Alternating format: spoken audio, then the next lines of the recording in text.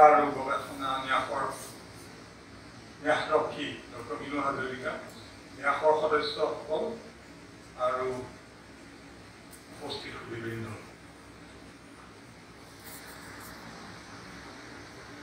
অধ্যাপক নীলু হাজৰিকা মোৰ ৩ দশকৰো অধিক কাল ধৰি তেখেত মোৰ সহকৰ্মী আছিল। তাতোকৈ ডাঙৰ কথা, প্ৰায় 2 দশক মই তেখেতৰ প্ৰতিবেশী আছিলোঁ। সেইকাৰণে মোক মাতি আনিছে হিতেশ ডেকাই।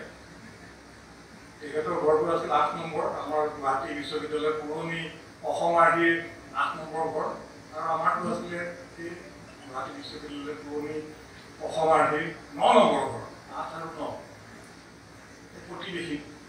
আৰু প্ৰতিবেশী হিচাপে মই বহুতখিনি সন্মান পালোঁ, কাৰণ বাইদেউৰ তালে বিভিন্ন গৱেষিক আহি থাকে, আৰু মই কেতিয়াবা গেটৰ বাহিৰলৈ ওলালে কোনোবাই মোক নমস্কাৰ এটা দি থৈ যায়। আৰু এবাৰ কৰিছে কি, কিছুমানে স্কুটাৰ লৈ আহে, মটৰ বাইক লৈ আহে। এবাৰ মোক দেখি পেলাই এজনে ইয়াৰ পৰা হাতখন এৰি পেলাই এনেকৈ দি থৈ গৈছে মোক। গতিকে মই বাইদেউৰ পৰা মই বহুত পাইছোঁ সন্মান, প্ৰায়খিনিয়ে মোক বহুতখিনি নমস্কাৰ দি থৈ গৈছে। যি কি নহওক, আজি ডক্টৰ হিতেশ ডেকা আমন্ত্ৰণ ক্ৰমে মই এই বিষয়টোকে বাছি ল'লোঁ। আপোনালোক নিশ্চিন্ত থাকক যে মই যিখিনি কথা কওঁ গোটেইখিনি আপোনালোকে জনা কথা, কিন্তু এটা প্ৰাতঃস্মৰণীয় বুলি কথা এটা আছে নহয়, ৰাতিপুৱাই উঠি যিবিলাক কথা মনত পেলাই ভাল লাগে, তেনেকুৱা দুটামান কথাই মই ক'ম বুলি ভাবিছোঁ। আৰু আপোনালোক অধিকাংশই ইয়াতে ৰাজনীতি বিজ্ঞানৰ গৱেষক গৱেষিকা। মই এবাৰ ভাবিছিলোঁ যে হিতেশে কোৱাৰ পিছত গুৱাহাটী বিশ্ববিদ্যালয়ৰ স্থাপনৰ ৰাজনীতি বা গুৱাহাটী বিশ্ববিদ্যালয়ৰ স্থাপনৰ পিছৰ ৰাজনীতি, তেনেকুৱা কিবাকিবি কথা কম নেকি?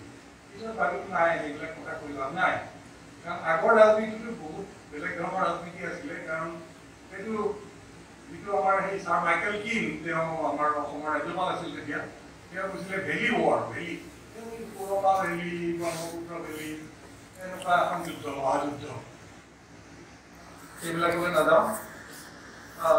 মই বোধ কৰোঁ কেইগৰাকীমান মানুহৰ কথাই ক'ম মোটামুটিকৈ।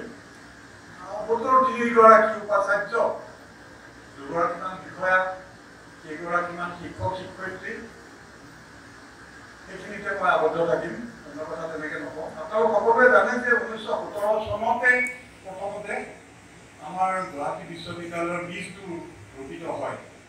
আৰু 1917 চনটো আমাৰ কাৰণে বিভিন্ন ফালৰ পৰা খুব গুৰুত্বপূৰ্ণ, কাৰণ 1917 চনত আমাৰ অসম সাহিত্য সভাৰ প্ৰথমখন অধিৱেশন কৰিছিলে শিৱসাগৰত, আমাৰ সাহিত্য কান্ডাৰী পদ্মনাথ গোহাঁইবৰুৱাৰ পৌৰোহিত্যত। সেইটো আছিলেই, কিন্তু 1917 চনতেই আসাম এছ'চিয়েশ্যনৰ সভাপতি হিচাপে সত্যনাথ বৰাই অতি জোৰাল ভাষাত অসমত এখন বিশ্ববিদ্যালয় হ'ব লাগে বুলি কথাটো উপস্থাপন কৰিছিল। 17 চন কিমান শিক্ষাৰ পৰা গুৰুত্বপূৰ্ণ। বাহিৰৰ দেশৰ কাৰণে এইটো ৰুছ বিপ্লৱৰ বছৰ, অক্টোবৰ বিপ্লৱ। আমাৰ কাৰণে অসম সাহিত্য সভা, অসম এছ'চিয়েশ্যন 17 চনত হঠাতে যে এই এটা বিশ্ববিদ্যালয়ৰ কথা এটা আহিলে কেলে। ইতিমধ্যে 1911 চনত ভাৰতৰ ৰাজধানী কলিকতাৰ পৰা দিল্লীলৈ উঠি গ'ল। কলিকতাৰ পৰা যেতিয়া দিল্লীলৈ উঠি গ'ল, তেতিয়া কিছুমানে ভাবিলে, যেনে বিহাৰ উৰিষ্যাই ভাবিলে, আৰু ব্ৰহ্মদেশো ভাবিলে, তেতিয়া ব্ৰহ্মদেশো কলিকতা বিশ্ববিদ্যালয়ৰ অধীনত আছিলে, যে আমি কলিকতাত থাকিলেও লাভ নাই, আমি নিজে নিজে এখন বিশ্ববিদ্যালয় পাম। গতিকে তেতিয়া পাটনা বিশ্ববিদ্যালয় আৰম্ভ হ'ল 1917 চনত, তেনেকৈ উৰিষ্যাত হ'ল, ব্ৰহ্মদেশত হ'ল।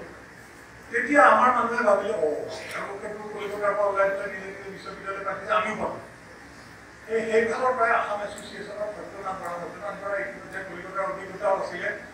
আৰু আপোনালোক সকলোৱে জানে, সেইখিনিতে আমাৰ সত্যনাথ ভৱন আছে দীঘলী পুখুৰীত। তেখেতৰ জন্ম আছিলে 1860 চনত। তেখেত লক্ষ্মীনাথ বেজবৰুৱাতকৈ 4 বছৰ ডাঙৰ। তেখেত 1913 চনত তেখেতে কটন কলেজৰ অসমীয়া বিভাগৰ অধ্যাপক হিচাপে, প্ৰথম অধ্যাপক হিচাপে এতিয়া অসমীয়া বিষয়টো কেনেকৈ নাছিল বুলিয়ে ক'ব পাৰি, ব্যাকৰণ ৰচনা এনেকুৱা ধৰণৰ কথা কিছুমান বুজায়। তেখেত কটন কলেজৰ অধ্যাপক, আৰ্ল কলেজৰ অধ্যাপক, আৰু গুৱাহাটী কাছাৰীটো তেখেতে কাম কৰে। পিছলৈ তেখেতে এই কটন কলেজৰ চাকৰিটো এৰি দিয়ে কাৰণ এই তিনিটা চম্ভালিবলৈ দিগদাৰ কিন্তু সামাজিকভাৱে বৰ সক্ৰিয় মানুহ আছিল বৰ নিয়মনিষ্ঠ মানুহ আপোনালোক সকলোৱে পঢ়িছে সাৰথীৰ ৰচনাবিলাক খুব অমায়িক কিন্তু জোৰাল ভাষাত তেখেতে কথাখিনি দাঙি ধৰিব পাৰে আৰু ইয়াতে তেখেতৰ ঘৰটোতে আছে আপোনালোকে জানে এসময়ত তেখেত ভৰলুমুখত আছিল ভৰলুমুখত তেখেতে থাকোঁতে তেখেতৰ মানে জীৱনীকাৰসকলে কৈছে যে তেখেতৰ ওচৰৰ মানুহঘৰ ইমান হুলস্থুলীয়া আছিলে যে সেই হুলস্থুলত তেখেতে টিকিব নোৱাৰি পেলাই ইয়াতে ঘৰ এটা ল'লে আৰু সেই ঘৰটোৱে এতিয়া সত্যতা বৰা ভৱন বা অমিতা বৰা ভৱন তেখেতৰ পুত্ৰই আকৌ কলিকতা বিশ্ববিদ্যালয়ত অসমীয়া পঢ়াইছিল ইত্যাদি ইত্যাদি গতিকে সত্যনাথ বৰাই প্ৰথমতে এই কথাটো জোৰাল ভাষাত কয় তাৰপিছত 20 দশকত পিছৰ দশকত লাহে লাহে বিশ্ববিদ্যালয় আন্দোলন লাহে লাহে বাঢ়ি গ'ল আৰু কলিকতাত এটা অসমীয়া ছাত্ৰ লীগ বুলি পেলাই এটা গঠিত হ'ল তাতে বিলিঞ্চি কুমাৰ বৰুৱা আছিল ৰোহিণীকান্ত বৰুৱা আছিলে তেখেতসকলে এটা হেৰি আৰম্ভ কৰিলে তাতে মাধৱ বেজবৰুৱা আছিলে ডেকা মাধৱ বেজবৰুৱা বুলিলে বুলিব নাই আৰু গুৱাহাটী বিশ্ববিদ্যালয়ৰ প্ৰথমগৰাকী শ্বহীদ ভোটপুৰ মাধৱ বেজবৰুৱা মানে নিজৰ স্বাস্থ্যৰ কথাও নাভাবি তেখেতে গোটেইখন ইফালৰ পৰা সিফাল ঘূৰি ফুৰে আৰু কলিকতাৰো বিলিঞ্চি কুমাৰ বৰুৱা বা ৰোহিণী কুমাৰ বৰুৱাহঁতে ঠিক মানুহজনকে অসমলৈ পঠালে যে আমাৰ পিছৰ দশকত যেতিয়া এই অসমীয়া ছাত্ৰ লীগ গঠিত হ'ল বিশ্ববিদ্যালয় গঠনৰ কাৰণে মাধৱ বেজবৰুৱাকে অসমলৈ পঠালে তেওঁ গোটেইখন ঘূৰি মেলি পেলাই গোটেই সংগঠন জোৰাল কৰি তুলিলে আৰু এটা সময়ত আনকি বিশ্ববিদ্যালয় দিৱসো পালন কৰা হ'ল আৰু মই এটা কথা গৌৰৱেৰে কওঁ যে বিশ্ববিদ্যালয়ৰ কাৰণে এই দাবীটো কলিকতাৰ পৰা আহিছিলে কলিকতাৰ সেই অসমীয়া ছাত্ৰ ছাত্ৰীসকলে কৰিছিলে ছাত্ৰসকলে কৰিছিলে গুৱাহাটীত কৰিছিলে কাৰ্জন হল লাইব্ৰেৰীত মিটিং পাতিছে অসমীয়া একতা সভা বুলি এখন সভা পাতিছে তাতে দৈৱ চন্দ্ৰ তালুকদাৰে বিশ্ববিদ্যালয়ৰ কথাটো কোৱাৰ লগে লগে কিছুমানে হাঁহি পেলাই ওলাই দিলে মানে কিছুমানে ভাবিবই পৰা নাছিল যে অসমত কেতিয়াবা বিশ্ববিদ্যালয় হ'ব পাৰে কিছুমানে কিন্তু আমাৰ হৰেন্দ্ৰ নাথ কলিতা বা অম্বিকাগিৰি ৰায়চৌধুৰী সকলো তেখেত উপস্থিত আছিলে তেখেতসকলৰ জোৰত এইটো প্ৰস্তাৱ হিচাপে গৃহীত হ'ল এটা বহুত ঘটনা ঘটি গৈছে গৈ থৈ 1948 চনৰ 26 জানুৱাৰী তাৰিখে গুৱাহাটী বিশ্ববিদ্যালয় স্থাপন হ'ল 26 জানুৱাৰীটো ধৰি লোৱা হয় কেলে 26 জানুৱাৰী তাৰিখে গুৱাহাটী বিশ্ববিদ্যালয়ৰ প্ৰথম কোৰ্টৰ সভাখন অনুষ্ঠিত হয় আৰু সেই কোৰ্টৰ সভাতেই সমীৰধৰ দত্ত তেখেত কটন কলেজৰ অংকৰ অধ্যাপক আছিলে তেখেতক মহিলা নিয়োগ হিচাপে তেখেতক নিযুক্তি দিয়া হয় তাৰপিছত চৰকাৰৰ পৰা এখন নিযুক্তি পত্ৰ আহিলে যোৰহাট কলেজৰ অধ্যক্ষ জেবি কলেজৰ প্ৰথম নামটো আছিল যোৰহাট কলেজ পিছতে জগন্নাথ বৰুৱাৰ নাম হ'ল জেবি কলেজৰ অধ্যক্ষ কৃষ্ণকান্ত সন্দিকৈ প্ৰথম উপাচাৰ্য হিচাপে নিযুক্তি দিয়া হ'ল চৰকাৰৰ তৰফৰ পৰা তাৰ আগতে বহুত ঘটনা ঘটি গৈছে যেনে আমাৰ বহুতো কামৰূপ একাডেমীতে এখন মিটিং হৈছিলে তাত পৌৰোহিত্য কৰিছিলে প্ৰখ্যাত গান্ধীবাদী নেতা কাকা কাজলকাৰে আৰু কিছুমান মানুহে ভাবিছিল তেতিয়া মানে হেৰি মানে ভাৰত ত্যাগ আন্দোলনৰ যিটো প্ৰভাৱতে বা ব্ৰিটিছ বিৰোধী আন্দোলনৰ প্ৰভাৱতে মানুহবিলাকৰ যাতায়াত খুব চলিছিলে যে কাকা কালেলকাৰ মানে প্ৰসিদ্ধ গান্ধীবাদী নেতা তেখেতৰ অহা যোৱা খুব চলিছিলে আৰু লোকপ্ৰিয় বৰদলৈৰ লগত ঘনিষ্ঠতাৰ সূত্ৰেই তেখেতে এই বিশ্ববিদ্যালয় সংক্ৰান্তীয় এখন সভাত তেখেতে পৌৰোহিত্য কৰিবলগীয়া হৈছিলে আৰু বহুত মানুহে ভাবিছিলে গুৱাহাটী বিশ্ববিদ্যালয়ৰ প্ৰথমগৰাকী উপাচাৰ্য হ'ব কাকা কালেলকাৰ কিন্তু কাকা কালেলকাৰো তেওঁ অসমত থাকি উপাচাৰ্য হোৱাৰ তেখেতৰ ইচ্ছা নাছিলে গতিকে তেখেতে সেইটো অভিনয়ে সেইটো প্ৰত্যাখ্যান কৰিলে পিছত নতুনকৈ উপাচাৰ্য নিৰ্বাচনৰ প্ৰক্ৰিয়া এটা আৰম্ভ হ'ল যি কি নহওক বহু মানুহে ভাবিছিলে যে প্ৰথমগৰাকী উপাচাৰ্য হ'ব ডক্টৰ সূৰ্য কুমাৰ ভূঞা কাৰণ তেখেত এটা সময়ত গুৱাহাটী বিশ্ববিদ্যালয়ৰ বিশেষ বিভাগ নিযুক্তি পাইছিলে তাৰমানে কলিকতা অসমত এখন বিশ্ববিদ্যালয় হ'লে কলিকতা বিশ্ববিদ্যালয়ৰ ওপৰতে সংযোগত থাকিব লাগিব আমি আৰু কলিকতা বিশ্ববিদ্যালয়ৰ তেতিয়া পঞ্জীয়কগৰাকী আমাৰ সূৰ্য কুমাৰ ভূঞা ছাৰৰ তেখেতৰ সহপাঠী আছিলে গতিকে তেখেতৰ কাৰণে বহুত সহজ হৈ গ'ল কামখিনি গতিকে এইখিনি গোটেইখিনি কাম কৰাৰ পিছত এই কোৰ্টৰ সভাখনৰ পিছতেই যেতিয়া নিযুক্তি পত্ৰ আহিলে তেতিয়া সকলোৱে থমথম খালে যে এখন প্ৰাইভেট কলেজৰ অধ্যক্ষ এজনক ইয়াত উপাচাৰ্য দিয়া হৈছে কৃষ্ণকান্ত সন্দিকৈ বুলিবৰ নাই কিন্তু তথাপি মানুহে ভাবি আছিল সূৰ্য কুমাৰ ভূঞা হ'ব বুলি তেখেতে নিজেও ভাবিছিলে সেইটোৱে বৰ দুখৰ কথা। তেখেতে নিজেও ভাবিছিল প্ৰথমগৰাকী উপাচাৰ্য হ'ব লাগে বুলি, কিন্তু মানে এনে মানে সেই যে কৰ্মদেৱ অধিকাৰ আছে মাফ লৈছোঁ প্ৰশাসনত, তেখেত তেনেকুৱা ধৰণৰ মানুহ আছিলে। তেখেতে প্ৰথম দুদিনমান অকণমান বেজাৰ কৰিলে উপাচাৰ্য হ'ব নোৱাৰি, কাৰণ এই বিশ্ববিদ্যালয়খনৰ কাৰণে তেখেতে যিমানখিনি কৰিব লাগে সিমানখিনি কৰিলে। আৰু আপোনালোকে জানে যে সূৰ্য কুমাৰ ভূঞাই কলমটো পালে একেবাৰতে 50 100 পৃষ্ঠা লিখি দিব পাৰে। আৰু গুৱাহাটী বিশ্ববিদ্যালয়ৰ কাৰণেও তেখেতে সেইখিনি কাম কৰিছিলে। আৰু তেখেত ঠিক ঢুকোৱাৰ আগে আগে 5 জুলাই গৰু 64 চনৰ 5 জুলাই তেখেত ঢুকাইছে।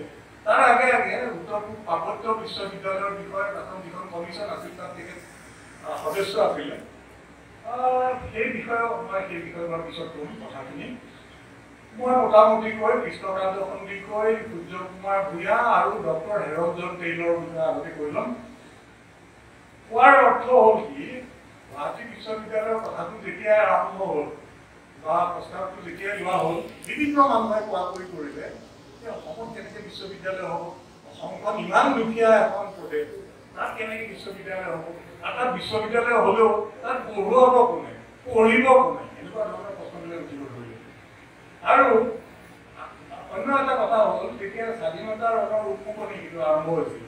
ইতিমধ্যে এই কানিংহাম চাৰ্কুলাৰতে এইখন হৈছে, ইতিমধ্যে তাৰ আগতে কিন্তু ছাত্ৰ বিক্ষোভো আৰম্ভ হৈছে, ব্ৰিটিছ বিৰোধী আন্দোলন ইতিমধ্যে আৰম্ভ হৈ গৈছে। আৰু ভাৰত চৰকাৰে ভাবিলে যে এইবিলাক প্ৰশমিত কৰি ৰাখিব পৰা যাব মাত্ৰ শিক্ষাৰ জৰিয়তে। আৰু সেইকাৰণে তেওঁলোকে চৰকাৰে এখন আয়োগ গঠন কৰিলে। এখন আপোনালোক সকলোৱে জানে, কলিকতা বিশ্ববিদ্যালয় আয়োগ, কেলকাতা ইউনিভাৰ্চিটি কমিশ্যন। এইটো চেডলাৰ কমিশ্যন বুলি কয়, কাৰণ তাৰ মুখ্য মানুহজন আছিলে ছাৰ মাইকেল চেডলাৰ। তেওঁ কেতিয়াও ছাৰ হোৱা নাছিলে, তেওঁ প্ৰফেচাৰ মাইকেল চেডলাৰ। তেখেত লিডছ বিশ্ববিদ্যালয়ৰ ইতিহাস বিভাগৰ মুৰব্বী অধ্যাপক আৰু পিছলৈ উপাচাৰ্য হৈছিলে, তেতিয়াই উপাচাৰ্য। আৰু প্ৰখ্যাত ইংৰাজ বুৰঞ্জীবিদ, তেখেত হ'ল মুৰব্বী। তাৰ বাকীসকল সদস্য মাত্ৰ ভাৰতীয় সদস্য মাত্ৰ 2জন আছিলে। এজন আছিলে ছাৰ আশুতোষ, কলিকতা বিশ্ববিদ্যালয়ৰ উপাচাৰ্য ছাৰ আশুতোষ মুখাৰ্জী, আৰু দ্বিতীয়জন আছিলে আলিগড়ৰ আমাৰ আহমেদ। তেখেত এজন অংকশাস্ত্ৰবিদ আছিলে, কেম্ব্ৰিজৰ ৰেংলাৰ আছিলে। এই দুজনে আছিলে। তাৰপিছত আৰু বাকীসকল সদস্যও কোনোবা হয়তো প্ৰখ্যাত ভূতত্ত্ববিদ, কোনোবা আন এগৰাকী হ'ল এই ৰেমছে মোৰ। তেখেত এগৰাকী বিশিষ্ট বুৰঞ্জীবিদ, কোনোবা এগৰাকী লণ্ডন বিশ্ববিদ্যালয়ৰ একাডেমিক ৰেজিষ্ট্ৰাৰ। এনেকুৱা 7জন সদস্য আছিলে আমাৰ হেৰিকে ধৰি পেলাই, এই তেখেতৰ চেডলাৰকে ধৰি পেলাই 7জন সদস্য আছিলে। আৰু 1918 চনৰ 18 মাৰ্চত কটন কলেজ আৰু আৰ্টছ কলেজ চাবলৈ তাৰে 4গৰাকী সদস্য আহিছিলে। এতিয়া আমি চেডলাৰ আৰু আশুতোষৰ কথা জানো, বাকী 2জন সদস্যৰ কথা কিন্তু মই নাপালো। আনকি এই চেডলাৰ কমিশ্যনৰ যিখন ৰিপৰ্ট 13-14 খণ্ডৰ, মই আগতে কলিকতা জাতীয় পুথিভঁৰালত পঢ়িছিলোঁ, এতিয়া আহিলে ইণ্টাৰনেট আৰ্কাইভছতো পায়। এই প্ৰকাৰটো 500 পৃষ্ঠাৰ মানে এটা খণ্ড, যে ভাৰতীয় শিক্ষাৰ কেনেকৈ উন্নতি কৰিব পাৰে। আৰু শিক্ষা মানে অকল বিশ্ববিদ্যালয়ৰ শিক্ষা নহয়, একেবাৰে মানে প্ৰাথমিক শিক্ষাৰ পৰা মাধ্যমিক শিক্ষা পৰ্যন্ত। আৰু মাইকেল চেডলাৰৰ বিষয়ে যিবিলাক কিতাপ ওলাইছে, ভালেখিনি কিতাপ ওলাইছে। আৰু পৃথিৱীৰ বিভিন্ন শিক্ষাবিদৰ বিষয়ে যিবিলাক কিতাপ আছে, তাত আনকি ৰুছ' আদিৰ সৈতে মাইকেল চেডলাৰৰ জীৱনী তাতে পোৱা যায়। আৰু মাইকেল চেডলাৰ অকল বিশ্ববিদ্যালয়ৰ মানুহেই নাছিলে, তেখেতে ব্ৰিটেইনৰ প্ৰাথমিক শিক্ষাৰ বিষয়ে চিন্তা কৰিছিলে, মাধ্যমিক শিক্ষাৰ বিষয়ে চিন্তা কৰিছিলে। আৰু যেতিয়া কলিকতা বিশ্ববিদ্যালয় আয়োগৰ তেখেত অধ্যক্ষ নিৰ্বাচিত হ'ল, তেখেতে সেই কামটোকে কৰিলে। কাৰণ কলিকতা বিশ্ববিদ্যালয়ত তেতিয়া মেট্ৰিকুলেশ্যন পৰীক্ষাও চলাইছিলে, আই পৰীক্ষাও চলাইছিলে, BA পৰীক্ষাও চলাইছিলে, MA পৰীক্ষাও চলাইছিলে। যেতিয়া গুৱাহাটীত এতিয়া বিশ্ববিদ্যালয় হ'ব, তেতিয়া কি হ'ব, এইবিলাক কথা চিন্তা আৰম্ভ হ'ল। যি কি নহওক, এই প্ৰথম মই সেইখিনি কথা ক'লো 1917 পৰা 1948লৈকে।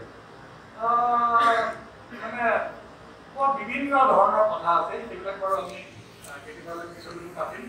আজি মোটামুটিকৈ মই কোৱাৰ দৰে 3জন বিশ্ববিখ্যাত উপাচাৰ্য। মই বাৰে বাৰে এইটো কথা কৈছোঁ কেলে, 1932 চনত দ্য মডাৰ্ণ ৰিভিউ নামৰ এখন অতি আগশাৰীৰ কলিকতাৰ আলোচনী এখনত তেখেতৰ তাৰ সম্পাদক আছিল ৰমানন্দ চেটাৰ্জী। তাত এগৰাকী বুৰঞ্জীবিদ, তেখেত চিটি কলেজৰ অধ্যক্ষ আছিল, কলিকতা বিশ্ববিদ্যালয়ৰ প্ৰবক্তা আছিলে, AC বেনাৰ্জী। তেখেতে 35 চনত এটা প্ৰবন্ধ লিখিছিলে, ইউনিভাৰ্চিটি ফৰ আছাম বুলি ক'লে। 35 চনৰ ডিচেম্বৰ মাহত, 1935 চনৰ ডিচেম্বৰ মাহত ইউনিভাৰ্চিটি ফৰ আছাম। AC বেনাৰ্জীৰ পিছত এখন কিতাপ লিখিলে, সেইখন আমি এতিয়াও পঢ়ি থাকিব লাগে, the eastern frontier of British India. তাতে দুটা কথা কৈছে, অসমত কেনেকৈ ইউনিভাৰ্চিটি হ'ব, কেনেকৈ বিশ্ববিদ্যালয় হ'ব, ইমান দুখীয়া দেশ, বিশ্ববিদ্যালয় কেনেকৈ হয়। আৰু 2 নম্বৰ, হয়ও যদি তাত কোনে পঢ়াব, কোন কৰিবলৈ যাব, তেনেকুৱা ধৰণৰ কথা কিছুমান কৰিছে। আৰু সেইটো দেখি মানে আমি বেলেগকে ভাবিব নালাগে, কাৰণ আমাৰ ইয়াতো যেতিয়া যেতিয়া আসাম বিশ্ববিদ্যালয়লৈ গৈছিলে, আমাৰ বহুতে ইয়াতে কোৱাৰ কৰি কৰিছিল যে এখন গুৱাহাটী বিশ্ববিদ্যালয়তে থাকিব লাগে, তালৈ কেলে যাব লাগে, এনেকুৱা ধৰণৰ কথা আছে। আৰু তাতো কলিকতাৰ কিছুমান মানুহে ভাবে যে আমাৰ কলিকতাৰ পৰা কেলে বেলেগ ঠাইলৈ যাব লাগে, গুৱাহাটীত এখন বিশ্ববিদ্যালয় লাগে, কলিকতা বিশ্ববিদ্যালয়ৰ সমান হ'ব পাৰিব নেকি? মোৰ বক্তব্যৰ এতিয়া প্ৰধান অংশটো হ'ল, তেখেতসকলৰ সংশয়ৰ বিৰুদ্ধে এই বিশ্ববিদ্যালয়ৰ প্ৰথম 2 দশকত অসমে যিকেইগৰাকী উপাচাৰ্য পালে, সেইটো প্ৰথমগৰাকী উপাচাৰ্য কৃষ্ণকান্ত সন্দিকৈ, দ্বিতীয়গৰাকী সূৰ্য কুমাৰ ভূঞা, তৃতীয়গৰাকী হিৰণ্য চন্দ্ৰ ভূঞা, চতুৰ্থগৰাকী অনিধৰ দত্ত, বেছিদিনৰ কাৰণে নহয়, তাৰপিছত হেৰদত্ত, মথুৰা গোস্বামী ইত্যাদি। মই মথুৰা গোস্বামী ছাৰৰ সেইখিনিলৈকে আহিব লাগিব, কাৰণ যিহেতু মই কৈছোঁ 1948 বা 68 মথুৰা গোস্বামী ছাৰৰ সেইখিনিলৈ আহিব লাগিব। প্ৰথমগৰাকী উপাচাৰ্য আপোনালোকে জানে, বিশ্ববিখ্যাত কৃষ্ণকান্ত সন্দিকৈ। তেখেতৰ পাণ্ডিত্যৰ উদাহৰণ 4টা বুলি ক'ব পাৰি। এখন, তেখেত ঢুকোৱাৰ 2 বছৰৰ পিছত আমাৰ যোৰহাটৰ জ্যোতি গোস্বামী ছাৰে এখন উলিয়াইছিলে কৃষ্ণকান্ত সন্দিকৈৰ ৰচনা সম্ভাৰ। তাতে তেখেতৰ অসমীয়া ৰচনাবিলাক আছিলে। আৰু মই এটা কথা বহুবাৰ কৈছোঁ আগতে, আমাৰ ছাত্ৰ ছাত্ৰীসকলৰ বেছিখিনিয়ে বাণীকান্ত কাকতিৰ ৰচনা পঢ়িছে, কাৰণ সেইবিলাক পাঠ্যপুথিত থকা বস্তু, বৰগীতৰ বিষয়ে বা পদকাব্য এইবিলাক পঢ়িছে। কিন্তু বৰ দুখৰ কথা, কৃষ্ণকান্ত সন্দিকৈৰ ৰচনা বৰ বেছি ল'ৰা ছোৱালীক পঢ়া নাই যেন লাগে। কাৰণ কিছুমানৰ পৰা সুধি চাওঁ নহয়, মইনা তুমি এখন পঢ়িছানে বোলে নাই পঢ়া, মইনা তুমি এখন পঢ়িছানে বোলে নাই পঢ়া, তুমি এখন বাণীকান্তৰ লগতে পঢ়িছোঁ বহুতে, কৃষ্ণকান্ত সন্দিকৈৰ ৰচনা বুলি পঢ়া নাই। এতিয়া কৃষ্ণকান্ত সন্দিকৈয়ে 15 বছৰ বয়সৰ পৰা শেষলৈকে অসমীয়া ৰচনা লিখি থকা নাই, কাৰণ যিকেইখন কিতাপত তেওঁ ব্যস্ত হৈ গ'ল, তাৰ পৰা মানে মুখ তুলিব নোৱাৰা অৱস্থা এটা। প্ৰথম যিকেইখন ৰচনা লিখিছিলে তাতেই তেখেতৰ পাণ্ডিত্যৰ এনেকুৱা এটা স্ফুৰণ ঘটিছিলে। আনকি ধৰক সেই সকলোৰে মধ্যে এটা হেৰি আছে, ততৰে আছে মধুগ্ৰাম তেখেতে ছাত্ৰ অৱস্থাতে তাৰ বিষয়ে এটা সুন্দৰ পাঠ সমীক্ষাত্মক অধ্যয়ন আগবঢ়াইছিলে। তাৰপিছত তেখেতৰ অসমীয়া ৰচনাবিলাকৰ ভিতৰত অন্যতম হ'ল জাৰ্মানীৰ জ্ঞান সাধনা। মই মোৰ বক্তব্যৰ ভিতৰত এটা কথা হ'ল কি, সেইটো বস্তু অকণমান ভাবিছে চাবলগীয়া। কৃষ্ণকান্ত সন্দিকৈ সকলোৱে ভাবে যে তেওঁ ৰাজনীতিৰ পৰা আঁতৰত খালি পাণ্ডিত্য কৰি আছে, হয় আমাৰ অসীম কলেজৰ প্ৰিন্সিপালৰ ঘৰত, কাৰণ গুৱাহাটী বিশ্ববিদ্যালয়ৰ জন্ম অসীম কলেজৰ চৌহদত। তেতিয়া ইয়াতে গোটেই শ্ৰেণীবিলাক হৈছিলে, আৰু কিছুমান বিভাগৰ শ্ৰেণী হৈছিলে আমাৰ আৰ্ল কলেজত। আৰ্ল কলেজ আমাৰ এই বড়ো এজেঞ্চিৰ ৰাস্তাটো যে আছে আৰ্ল কলেজ, তাতে মানে বিশ্ববিদ্যালয়ৰ নিজৰ ঘৰবিলাক 50ৰ দশক কৰি হৈছে, ডালমিয়া কোম্পানী কৰিব দিছিল। তেতিয়া ডালমিয়া কোম্পানীয়ে গোটেইখন মানে জয়কাৰ আমাৰ পদাৰ্থ বিজ্ঞানৰ ভৱনটো ৰাজেন্দ্ৰ প্ৰসাদে উদ্বোধন কৰিছিলে। তাৰপিছত আকৌ ৰসায়ন বিজ্ঞানৰ সেইখন জৱাহৰলাল নেহৰুৱে কৰিছিলে। আৰু তেতিয়া কাগজত এইবিলাক ওলাইছিল। মই মানে এটা সময়ত সেই ভৰ্তি আৰু পুৰাতত্ব বিভাগত পুৰণি কাগজবিলাক চাওঁতে পাইছিলোঁ। আমাৰ তেতিয়াৰ মানে সাংবাদিকবিলাকেও বৰ ধুনীয়াকৈ কথাবিলাক লিখিছিলে যে তাতে এই ৰাজেন্দ্ৰ প্ৰসাদে সেইখন উন্মোচন কৰোঁতে কৃষ্ণকান্ত সন্দিকৈৰ ওচৰতে আছিল। তেতিয়া আকৌ মানুহবিলাকে 50 বছৰতে বা 45 বছৰতে লাঠি এটা লৈ ফুৰে। আমাৰ কৃষ্ণকান্ত সন্দিকৈৰ লাঠিডাল খুব সোনকালে লৈছে, 45 বছৰমানৰ পৰা লাঠি এটা লৈ ফুৰে।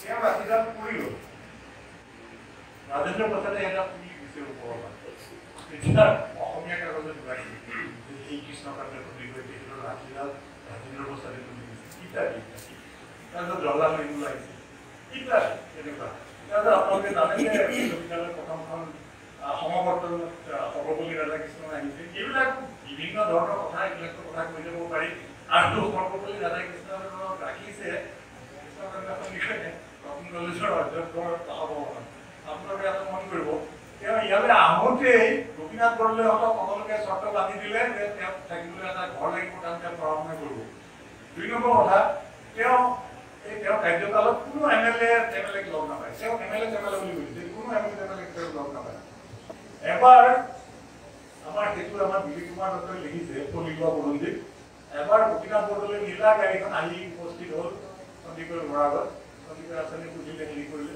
সন্দিকৈ গৈ পেলাই ক'লে যে প্ৰাইম মিনিষ্টাৰ আহিছে প্ৰধানমন্ত্ৰী বুলি কৈছিলতো তেওঁলোকে মানে যাওক মইতো আগতে কৈছোঁ মই এমএলএ লগ নাপাওঁ বুলি তাৰপিছত বৰ ডাঙৰ কথা হ'ল কি এই কৃষ্ণকান্ত সন্দিকৈদেৱে সৃষ্টি কৰা কিছুমান সমস্যাৰ সমাধান শীঘ্ৰেই কৰিব পৰা মানুহজন আছিলে ফণীধৰ দত্ত ফণীধৰ দত্ত দৌৰি আহিলে তেখেতে অমীয় কুমাৰ দাসক খবৰ দিলে অমীয় কুমাৰ দাস তেতিয়া শিক্ষামন্ত্ৰী অমীয় কুমাৰ দাস আহি পেলাই কৃষ্ণকান্ত সন্দিকৈ ক'লে যে প্ৰধানমন্ত্ৰী আহিছে আপোনাক লগ পাবলৈ কৈছে নাই দাস তেওঁলোক আগত দুই কলিকতাৰ বন্ধু দেই কৃষ্ণকান্ত সন্দিকৈ অমীয় কুমাৰ দাস মইতো আগতে কৈছোঁ মই এমএলএ লগ নাপাওঁ বুলি হেৰি গৈ পেলাই অমীয় কুমাৰ দাসে গৈ পেলাই বৰদলৈ ক'লে গৈ যে তেওঁ তেনেকৈ কৈছে বৰদলৈ বোলে কেনেকুৱা উদাৰ চিত্ত মানে মানুহ তেখেতে কৈছে তেওঁ মোকতো এমএলএ বুলি ভাবিব বুলি মই ভবা নাছিলোঁ কিন্তু হয়তো এমএলএ হোৱাৰ কাৰণে তেওঁ প্ৰধানমন্ত্ৰী হৈছে মই এমএলএ লগ নাপাওঁ তেওঁ কৈ দিছিল আৰু বিভিন্ন ধৰণৰ সমস্যাৰ পিছত সৃষ্টি হৈছিলে কিন্তু সেইবিলাকৰ সমাধান সূত্ৰ উলিয়াব পাৰিছিলে ফণীধৰ দত্তই আৰু এই মই এটা সময়তে ইয়াতে পুখুৰী পাৰত আছিলোঁ মই অখিল চন্দ্ৰ হাজৰিকা ছাৰৰ প্ৰতি লিখি আছিলোঁ এটা সময় আৰু ছাৰে এটা কথা সদায় কৈছিলে যে গুৱাহাটী বিশ্ববিদ্যালয়ৰ মূলতকৈ মূলতে 4জন মানুহ গোপীনাথ কৃষ্ণকান্ত ফণীধৰ আৰু শিৱানন্দ দাস আৰু তেতিয়া মাধৱ চৌধুৰী কলেজৰ অধ্যক্ষ তেওঁ ইয়াতে ডেপুটি ৰিটাৰ হৈ পেলাই আহিলে নতুন কলেজৰ অংকৰ অধ্যাপক ফণীধৰ দত্ত তেখেত পঞ্জীয় ইত্যাদি তাৰপিছত আৰু কথা এতিয়া প্ৰথম মানে বিশ্ববিদ্যালয়ৰ শ্ৰেণীসমূহৰ সচিব আছিলে আমাৰ শৰৎ কুমাৰ দত্ত আজিকালি বহুতে চিনি নাপায় তাৰপিছত আকৌ ধন ভৰালী আছিল আমাৰ শৈলধৰ ৰাজখোৱা সদায় সকলোৱে চিনি পায় তেখেত যিহেতু কবি আছিলে শৰৎ কুমাৰ দত্তই মানে আমাৰ কৃষ্ণকান্ত সন্দিকৈক বিভিন্নভাৱে সহায় কৰিছিলে আৰু সেই কথাটো কৃষ্ণকান্ত সন্দিকৈয়ে এঠাইত লিখিছে আমাৰ অধ্যাপক কাবু কাইদাৰ মই বাণিজ্য কাকতিৰ বিষয়ে এখন কিতাপ উলিয়াইছিলোঁ আৰু সেই সংক্ৰান্ততে ৰাইট ছাৰ আৰু মই 1975 চনৰ 25 এপ্ৰিল তাৰিখে কৃষ্ণকান্ত সন্দিকৈক লগ পাইছিলোঁ তেখেতে প্ৰথম অনীহা প্ৰকাশ কৰিলে কাৰণ তেখেতৰ শেষৰখন গ্ৰন্থত তেখেত ব্যস্ত হৈ আছে তেখেতে বাৰে বাৰে ক'লে যে তেখেতৰ স্বাস্থ্যই নুবুলাই মানে ছাৰ হওক বুলি ছাৰ ইমানখিনিকে লিখিলেও হ'ব আপুনি তাৰপিছত কি আচৰিত ধৰণৰ মানুহ ইমানখিনি ব্যস্ততাৰ মাজতো মই তেতিয়া কটন কলেজত কাম কৰোঁ কটন কলেজৰ মানে পঠাই দিছে দেই এইটো পুৰা এইটো এতিয়াও আছে প্ৰকাশ কৰিছে কিতাপখন প্ৰকাশ কৰিছে তাতে তেখেতে কৈছে যে মই প্ৰথম ইউনিভাৰ্চিটিত মানে যোগদান কৰাৰ পিছত 2জন মানুহৰ সহায় পাইছিলোঁ এজন হ'ল বাণীকান্ত কাকতি আনজন হ'ল শৰৎ কুমাৰ দত্ত আজিকালি বহুতে চিনি নাপায় তেখেত এটা সময়ত গুৱাহাটী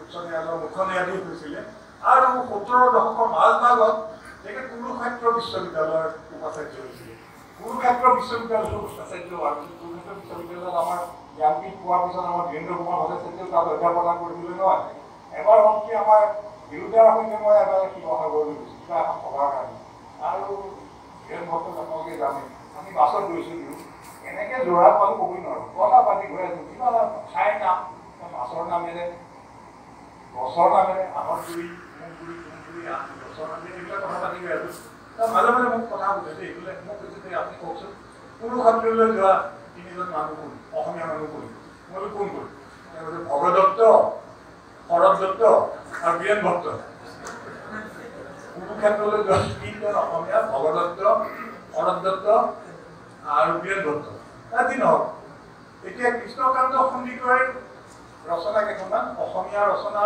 দুখনমানৰ কথা কওঁ। এখন হ'ল জাৰ্মানীৰ জ্ঞান সাধনা। মই এটা কথা প্ৰতিপন্ন কৰিব গৈছোঁ যে তেখেত ৰাজনীতিৰ পৰা একেবাৰে আঁতৰত থকা নাছিলে, তেখেত আছিলে এজন গান্ধীবাদী পণ্ডিত।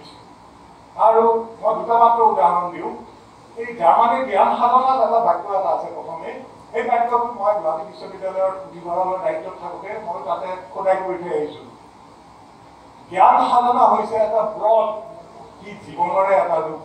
আৰু সেইটো নগাঁও ছোৱালী কলেজৰ ফালৰ পৰা মোক যেতিয়া এটা অনুৰোধ কৰা হৈছিলে যে আমাৰ গেটত দিবৰ কাৰণে আপুনি এটা কিবা বাক্য এটা দিয়ক, মই সেই বাক্যটোৱে দিছিলোঁ। জ্ঞান সাধনা হৈছে এটা ব্ৰড কি জীৱনৰে এটা ৰূপ। ব্ৰড শব্দটো এইটো ব্ৰড শব্দটো গান্ধীৰ পৰা আহিছে। আপোনাৰ গান্ধীৰ আশ্ৰমলৈ যেতিয়া যাব নহয় তেতিয়া এটা কথা দিব লাগিব তেখেতক গান্ধীজীক যে মই একাদশ ব্ৰত পালন কৰিম। একাদশ 11টা ব্ৰত।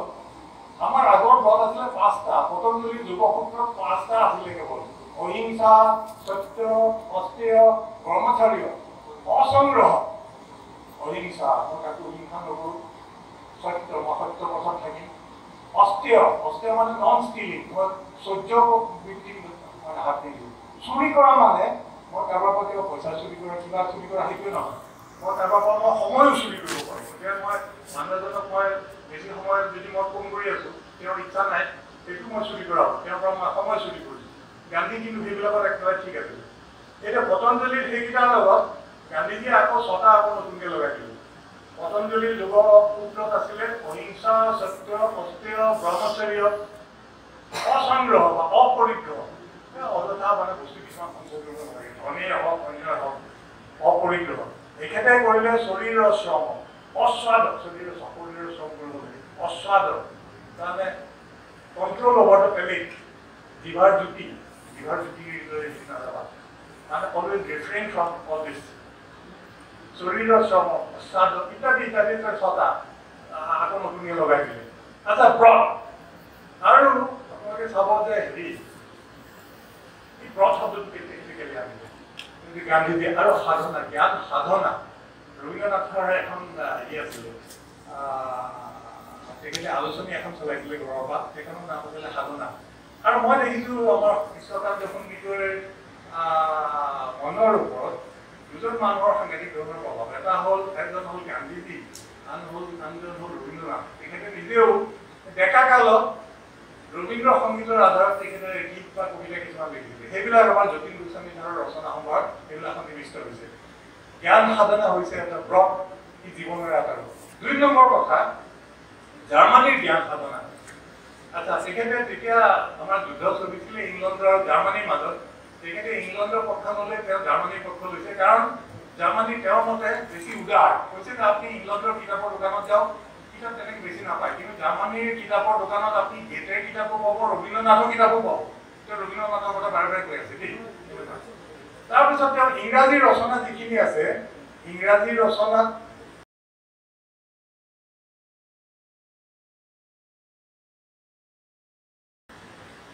ইংৰাজী ৰচনাৰ এখন মই কওঁ,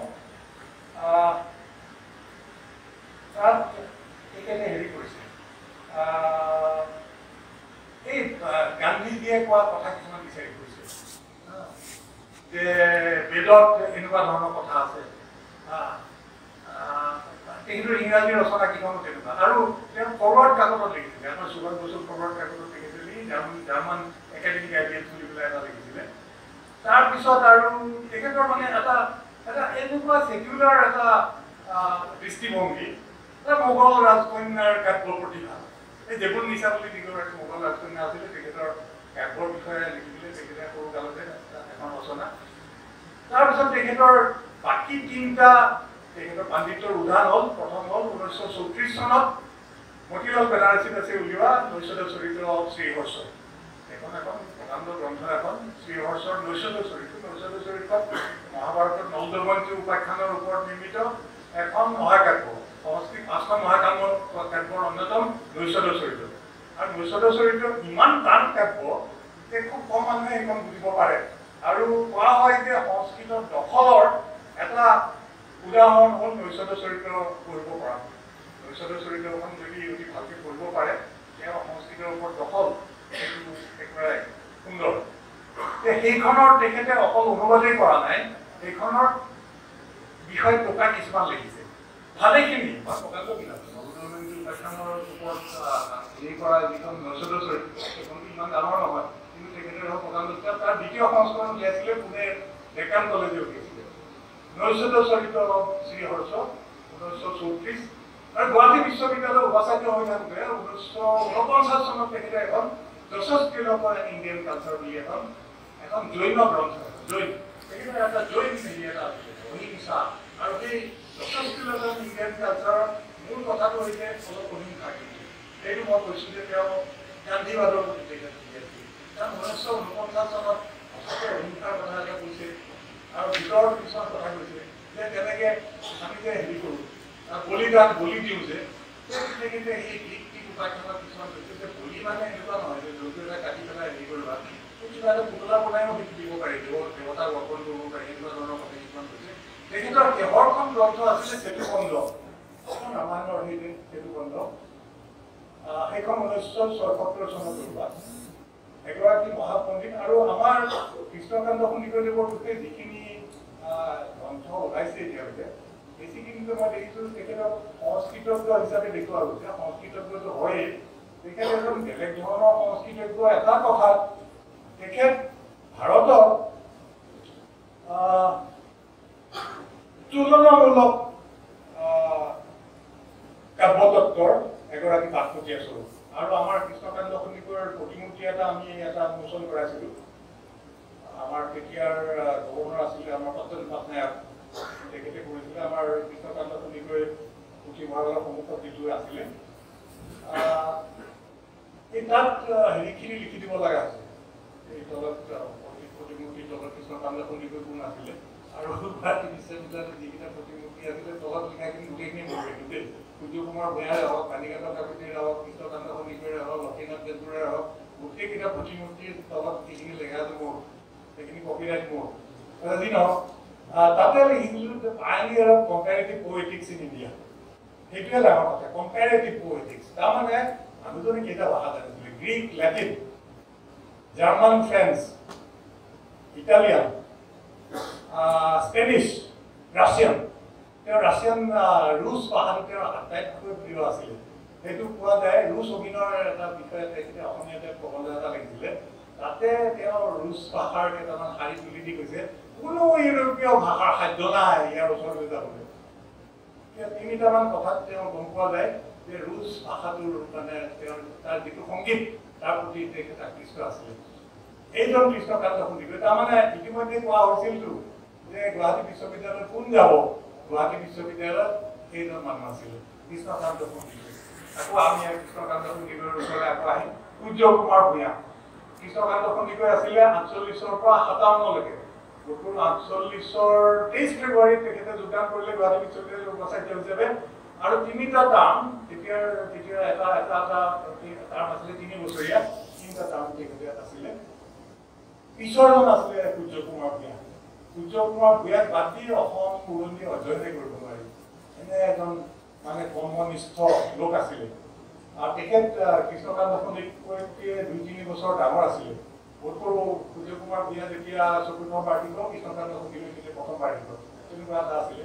কানিকান্ত কাকতিও তেখেততকৈ ডাঙৰ আছিলে। কৃষ্ণকান্ত সন্দিকৈ আটাইতকৈ কনিষ্ঠ। 90 দশকত জন্ম গোটেইকেইজনৰ। কোনোবা 92 চনত জন্ম, কোনোবা 94, বোধকৰো সূৰ্য কুমাৰ ভূঞা 92, কানিকান্ত কাকতি 94, কৃষ্ণকান্ত সন্দিকৈ 98। যি নহওক সূৰ্য কুমাৰ ভূঞাৰ পাণ্ডিত্যৰ উদাহৰণ কেইবাটাও তেখেতৰ দৰে। এংলো আছামিজ ৰিলেশ্যন, যিখন নপঢ়াকৈ আমি অসম বুৰঞ্জী অধ্যয়ন কৰিব নোৱাৰোঁ। Atan Burhagohain and his times. এতিয়া লাচিত বৰফুকনৰ কিমান কথা ওলাই আছে। লাচিত বৰফুকনৰ বিষয়ে প্ৰথমখন গ্ৰন্থ লিখে আমাৰ সূৰ্য কুমাৰ ভূঞাই। আনন্দ ৰাম বৰুৱাৰ বিষয়ে প্ৰথমখন গ্ৰন্থ লিখে তেখেতে, আৰু গৱেষণামূলক গ্ৰন্থ। আপোনালোকে জানে যে 1889 চনত এই এজন 39 বছৰীয়া আনন্দৰাম বৰুৱা কলিকতাত স্বৰ্গীয় হয়। এনে অৱস্থা অকলশৰীয়া। তেওঁ একমাত্ৰ বন্ধু আছিলে তাৰকনাথ পালিত। তাতে কোনো মানে পৰিয়ালৰ মানুহো নাই, হেৰি নাই। এতিয়া হঠাতে ঢুকাল, তেতিয়া মানুহে তাতকৈ অবাক হ'ল যে ঘৰৰ মানুহক কেনেকৈ খবৰ দিয়ে। কাক খবৰ দিছে? BND খবৰ পঠাইছে। BND এখন টেলিগ্ৰাম কৰিছে যে আনন্দৰাম বৰুৱা ডেথ। বিএনডিৰ মানুহে বিএনডিৰ পুৰা নামটো বীৰ নৃসিংহদেৱ বিএনডি পাঞ্জাৱ বিএনডি বিএনডিলৈ টেলিগ্ৰাম কৰিছে বিএনডিৰ মানুহ গৈ পেলাই নদী পাৰ হৈ আনন্দৰাম বৰুৱাৰ ঘৰত খবৰ দি থৈ আহিছিল যে আনন্দৰাম বৰুৱা চৰ্দি হ'ল দিনক সেই আনন্দৰাম বৰুৱাৰ বিষয়ে বিভিন্ন ধৰণৰ পুথিভঁৰালৰ পৰা তথ্য সংগ্ৰহ কৰি বিভিন্নজন লোকৰ সৈতে কথা পাতি তেখেতে যিখন গ্ৰন্থ উলিয়ালে সেইখনৰ দ্বিতীয় এখন গ্ৰন্থ পাবলৈ নাই আনন্দৰাম বৰুৱাৰ বিষয়ে আৰু মানে আনন্দৰাম বৰুৱাক তেখেত তেতিয়া জনা কলিকতাৰ যিখিনি মানুহ আছিলে গোটেইখিনিকে তেখেতে লগ ধৰিছে তাৰপিছত হেৰি কৰিছে আৰু গতিকে আনন্দৰাম বৰুৱাক যে আমি জানিছো একমাত্ৰ সূৰ্য কুমাৰ ভূঞাৰ কাৰণে জানিছো আৰু তেখেত অকণ নিষ্ক্ৰিয় ধৰণৰ মানুহ আছিলে ইতিমধ্যে কটন কলেজৰ অধ্যক্ষ আছিলে শিক্ষাধিকাৰ আছিলে আৰু আমাৰ গুৱাহাটী বিশ্ববিদ্যালয়ৰ দ্বিতীয়গৰাকী উপাচাৰ্য হ'ল তাৰপিছত শেষৰ ফালে এখন কোৰ্টৰ মিটিঙত তেখেত অলপ দুখিত হ'ব লগা হ'ল আপোনালোকে এতিয়া ভিতৰৰ ৰাজনীতি আপোনালোক সকলো ৰাজনীতি বিজ্ঞানৰ মানুহ মই সেইবিলাকলৈ নাযাওঁ বাৰু তেখেতে কৈছে মই আৰু মোৰ হ'ল আৰু মই যাওঁ তেখেত গ'ল তাৰপিছত তেখেতৰ পিছত আহিলে হিৰণ্য চন্দ্ৰ ভূঞা আপোনালোক সকলোৱে জানে অতি মেধাৱী এজন মানুহ কিন্তু তেখেত গুৱাহাটী বিশ্ববিদ্যালয়ত বেছি দিন থাকিব নোৱাৰিলে মাত্ৰ 2 বছৰ এমাহ থাকিলে তেখেতৰ পিছত তেতিয়াৰ পঞ্জীয়ক ফণীধৰ দত্ত হ'ল উপাচাৰ্য ফণীধৰ দত্ত পুত্ৰ 6 মাহৰ বেছি থাকিব নোৱাৰিলে এইখিনিয়ে গোটেই তাৰ শেষ কৰিব নোৱাৰিলে তাৰপিছত আহিলে ডক্টৰ হেৰল্ড জন টেইলৰ আমাৰ বিশেষকৈ কৃষ্ণকান্ত সন্দিকৈ সূৰ্য কুমাৰ ভূঞাৰ বিষয়ে সকলোৱে জানে কিন্তু হেৰল্ড জন টেইলৰৰ বিষয়ে মানুহে বৰ বেছি আলোচনা নকৰে মই গতিকে হেৰল্ড জন টেইলৰৰ বিষয়ে অকণমান দুআষাৰ কওঁ কাৰণ এজন বিশ্ববিখ্যাত পৰমাণু বিজ্ঞানী তেওঁ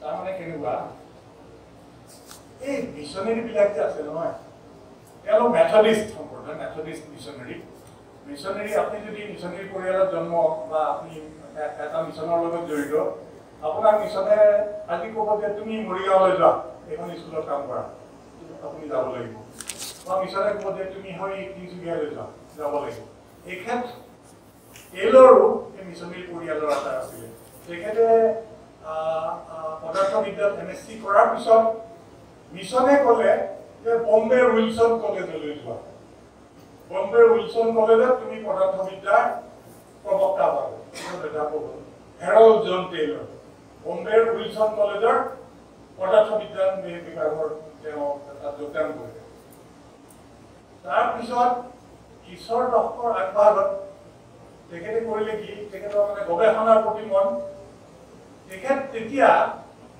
এই কেম্ব্ৰিজৰ কেভেন্ডিছ লেবৰেটৰী তাতে মূল মুৰব্বী মানুহ আছিলে আৰ্নেষ্ট ৰাদাৰফৰ্ড বিশিষ্ট পৰমাণু বিজ্ঞানী আৰু পৰমাণু বিজ্ঞানৰ পিতৃ বুলি কোৱা হয় তেখেত ফাদাৰ অফ নিউক্লিয়াৰ সায়েন্স